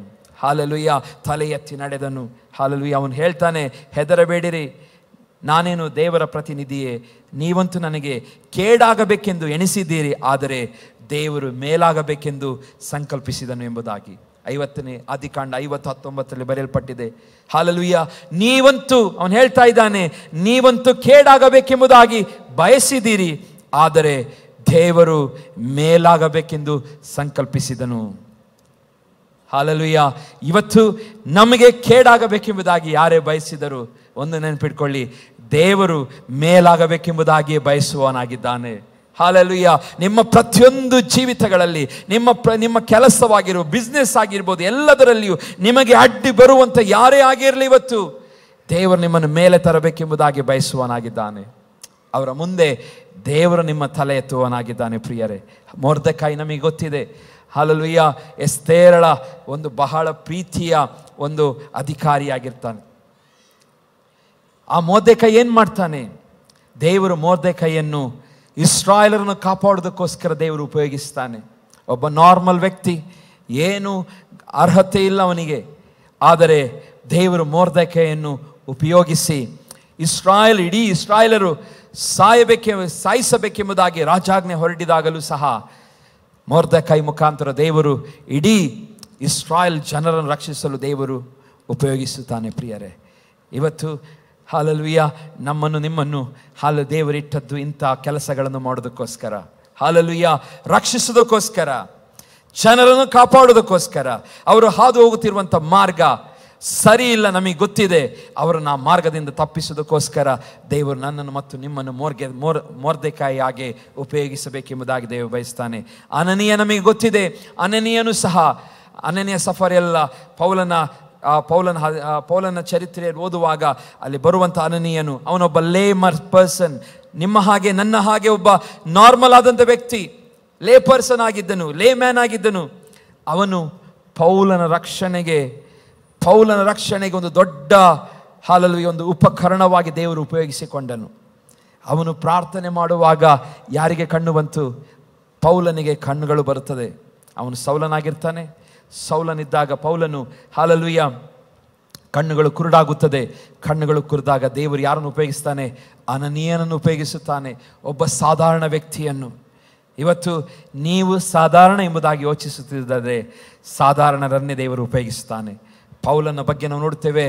ಪೌಲನು ಇವತ್ತು ಬೈಬಲ್ನಲ್ಲಿ ಅತಿ ಹೆಚ್ಚು ದೇವ ಯೇಸುವಿನ ಪ್ರಕಟಣೆಯನ್ನು ಬರೆದಂಥವನೇ ಪೌಲನಾಗಿದ್ದಾನೆ. ಯಾರಿಂದ ಆತನು ರಕ್ಷಿಸಲ್ಪಟ್ಟ ಸಾಧಾರಣ ಒಬ್ಬ ವ್ಯಕ್ತಿ. ನೀವು ಇನ್ನೊಂದು ದೊಡ್ಡ ಪೌಲನಿಗೆ ಹಾಲೆಲೂಯ ರಕ್ಷಣೆಗೆ ನೀವು ಸಹಾಯಕರಾಗಲಿಕ್ಕೆ ದೇವ ನಿಮ್ಮ ಉಪಯೋಗಿಸಬೇಕೆಂಬುದಾಗಿ ಬಯಸ್ತೇನೆ. ನಿಮಗೆ ಗೊತ್ತಿಲ್ಲ, ನೀವು ಸುವಾರ್ತೆ ಸಾರುವಂಥ ವ್ಯಕ್ತಿ ಮುಂದಿನ ದಿನಗಳಲ್ಲಿ ಎಷ್ಟು ದೊಡ್ಡ ಸೇವಕನಾಗುತ್ತಾನೋ, ಯಾವ ರೀತಿಯಲ್ಲಿ ದೇವರು ಉಪಯೋಗಿಸ್ತಾನೋ ನಮಗೆ ಗೊತ್ತಿಲ್ಲ. ಆದರೆ ನಾವು ಹಾಲೆಲೂಯ ಮಾಡಬೇಕಾದದನ್ನು, ದೇವರು ಹೇಳುವುದನ್ನು ನಾವು ಮಾಡಬೇಕು. ಹೋಗಿರಿ, ಎಲ್ಲ ಲೋಕದ ಎಲ್ಲ ಕಡೆ ಹೋಗಬೇಕು. ನಾವು ಸುವಾರ್ತೆಯನ್ನು ಸಾರಬೇಕು. ಅವರಿಗೆ ತಂದೆ, ಮಗ, ಪವಿತ್ರಾತ್ಮನ ಹೆಸರಿನಲ್ಲಿ ಏನು ಮಾಡಬೇಕು? ದೀಕ್ಷಾಸನ ಕೊಡಬೇಕು. ಪ್ರಿಯರೇ, ಇವತ್ತು ನಾನು ಹೇಳಿದಂಥ ಮಾತುಗಳು ಇದು ಹಾಲೆಲೂಯ ನಮ್ಮ ಆಶೀರ್ವಾದಕ್ಕೆ ನಡೆಸುವಂಥ ಮಾತುಗಳು. ನೀವು ನೆನೆಸ್ಕೊಳ್ಬೇಡಿ, ಏನೋ ಯೇಸು ಸ್ವಾಮಿಯ ನಿಯಮಗಳನ್ನು ಹೇಳಿದ್ದಾರೆ, ಡಾಕ್ಟ್ರಿನ್ಗಳನ್ನು ಹೇಳಿರ್ಬೋದು, ಅಥವಾ ಏನು ನಾವು ಹೀಗೀಗೆ ನಡೆದುಕೊಳ್ಳಬೇಕೆಂಬುದಾಗಿ ಹೇಳಿರ್ಬೋದು. ಹೀಗೆ ನಡೆದು ನೋಡಿರಿ, ನೀವು ಆಶೀರ್ವಾದ ಕಾಣುತ್ತೀರಿ. ಹಾಲೆಲೂಯ. ಇವತ್ತು ನಾನು ಹೇಳಿದಂತೆ ಎಲ್ಲ ಮಾತುಗಳು ನಿಮ್ಮ ಆಶೀರ್ವಾದದ ಹಿಂದೆ ಇದೆ. ದೇವ ರಾಜ್ಯಕ್ಕಾಗಿ, ನೀತಿಗಾಗಿ ನೀವು ತವಕ ಪಡುವಾಗ ಉಳಿದೆಲ್ಲ ಸಂಗತಿಗಳು ನಮ್ಮನ್ನು ಹಿಂಬಾಲಿಸಿಕೊಂಡು ಬರುತ್ತದೆ. ಹಾಲೆಲೂಯ. ದೇವ ರಾಜ್ಯಕ್ಕಾಗಿ, ನೀತಿಗಾಗಿ ತವಕ ಪಡಿರಿ. ಖಂಡಿತವಾಗಿಯೂ ದೇವರು ನಮ್ಮನ್ನು ಆಶೀರ್ವದಿಸ್ತಾನೆ. ನಮ್ಮ ದೇವರೆಲ್ಲಿದ್ದಾನೆ? ಪರಲೋಕದಲ್ಲಿದ್ದಾನೆ. ಏನು ಮಾಡ್ತಾನಂತೆ? ತನಗೆ ಬೇಕಾದದನ್ನೆಲ್ಲ ಮಾಡುತ್ತಾನೆ. ನಮಗೆ ಬಲವನ್ನು ಕೊಡುತ್ತಾನೆ. ಹಾಲೆಲೂಯ. ನಮಗೆ ಮರ್ಯಾದೆ, ಗೌರವವನ್ನು ಹೆಚ್ಚಿಸುತ್ತಾನೆ.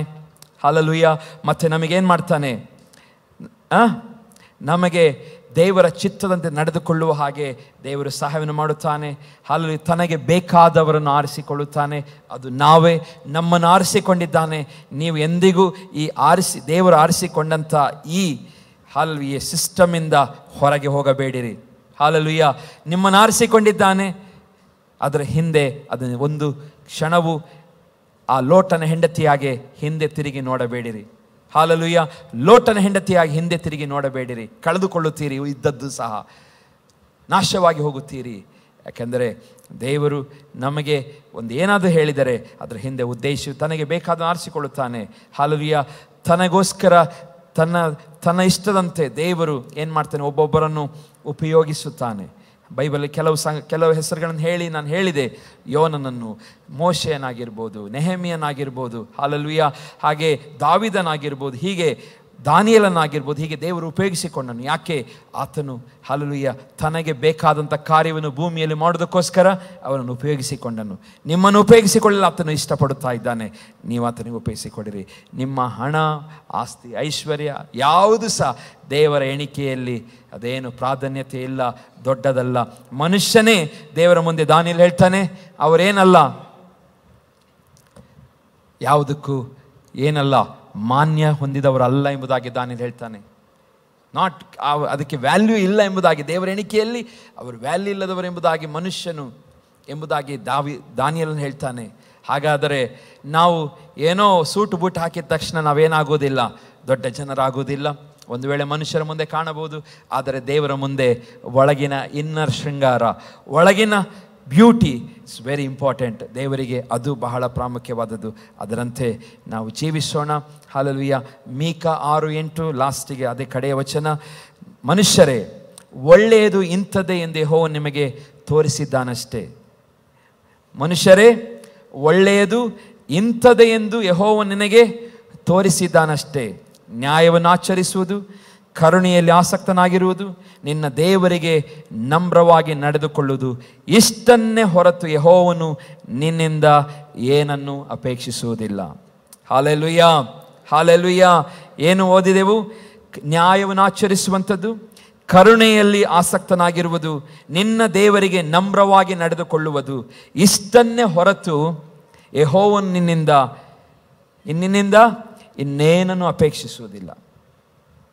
ಇಷ್ಟನ್ನು ಹೊರತು ದೇವ ನಿಮ್ಮಿಂದ ಏನನ್ನು ಅಪೇಕ್ಷಿಸುವುದಿಲ್ಲ. ಹಾಗಾಗಿ ಇದನ್ನೆಲ್ಲ ನೀವು ಪಾಲಿಸುವುದಾದರೆ ಖಂಡಿತವಾಗಿಯೂ ಆಶೀರ್ವಾದ ನಿಧಿಗಳಾಗಿ ಈ ಭೂಮಿ ಮೇಲೆ ಜೀವಿಸಲು ಸಹಾಯವಾಗುತ್ತದೆ. ನಾನೇ ಮಾರ್ಗವು, ನಾನೇ ಸತ್ಯವು, ಜೀವವಾಗಿರುವಂಥ ದೇವರನ್ನು ಹಿಡ್ಕೊಳ್ಳಿರಿ. ಆತನ ಮೂಲಕ ಹೊರತು ಯಾರೂ ಸಹ ತಂದೆ ಬಳಿಯಲ್ಲಿ ಸೇರಲಿಕ್ಕಾಗುವುದಿಲ್ಲ. ಈ ಮಾತುಗಳು ನಮ್ಮನ್ನು ಯಾವಾಗಲೂ ಎಚ್ಚರಿಸುತ್ತಾ ಇರಲಿ. ಹಾಲೆಲೂಯ. ಕ್ರಿಸ್ತನಿಗಾಗಿ ಜೀವಿಸೋಣ, ದುಡಿಯೋಣ. ಎಲ್ಲ ಕಾರ್ಯಗಳಲ್ಲಿ ದೇವರಿಗೆ ಪ್ರಥಮ ಸ್ಥಾನವನ್ನು ಕೊಟ್ಟು ಮಾಡೋಣ. ದೇವರಿಗೆ ಮೊದಲ ಸ್ಥಾನವನ್ನು ಕೊಡಿರಿ. ಹಣವಲ್ಲ, ದುಡ್ಡಲ್ಲ, ಹಾಲಲು ನಿಮ್ಮ ಆಸ್ತಿಯಲ್ಲ, ಅಂತಸ್ತಲ್ಲ, ನಿಮ್ಮ ಗೌರವಲ್ಲ, ಸ್ಥಾನವಲ್ಲ, ಯಾವುದು ಸಹ ದೇವರ ಎಣಿಕೆಯಲ್ಲಿ ಅದು ಮಾನ್ಯವಾದದ್ದಲ್ಲ. ನೀವು ದೇವರಿಗೋಸ್ಕರ ಮಾಡುವಂಥ ಕಾರ್ಯಗಳೇ ಅದು ಕರ್ತನ ಎಣಿಕೆಯಲ್ಲಿ ಬಹಳ ಪ್ರಾಮುಖ್ಯವಾಗಿರುವಂಥದ್ದು. ಅದನ್ನು ಪಾಲಿಸಿರುವಾಗ ಖಂಡಿತವಾಗಿಯೂ ದೇವರು ನಮ್ಮನ್ನು ಈ ಲೋಕದಲ್ಲಿ, ಹಲ್ಲೆಲೂಯಾ, ಪರಲೋಕದಲ್ಲಿಯೂ ಆಶೀರ್ವಾದ ನಿಧಿಗಳಾಗಿ ದೇವರು ನಮ್ಮನ್ನು ಮಾಡುವನಾಗಿದ್ದಾನೆ. ದೇವರ ವಾಕ್ಯಗಳ ಮುಖಾಂತರ ನಮ್ಮನ್ನು ಆಶೀರ್ವದಿಸಿ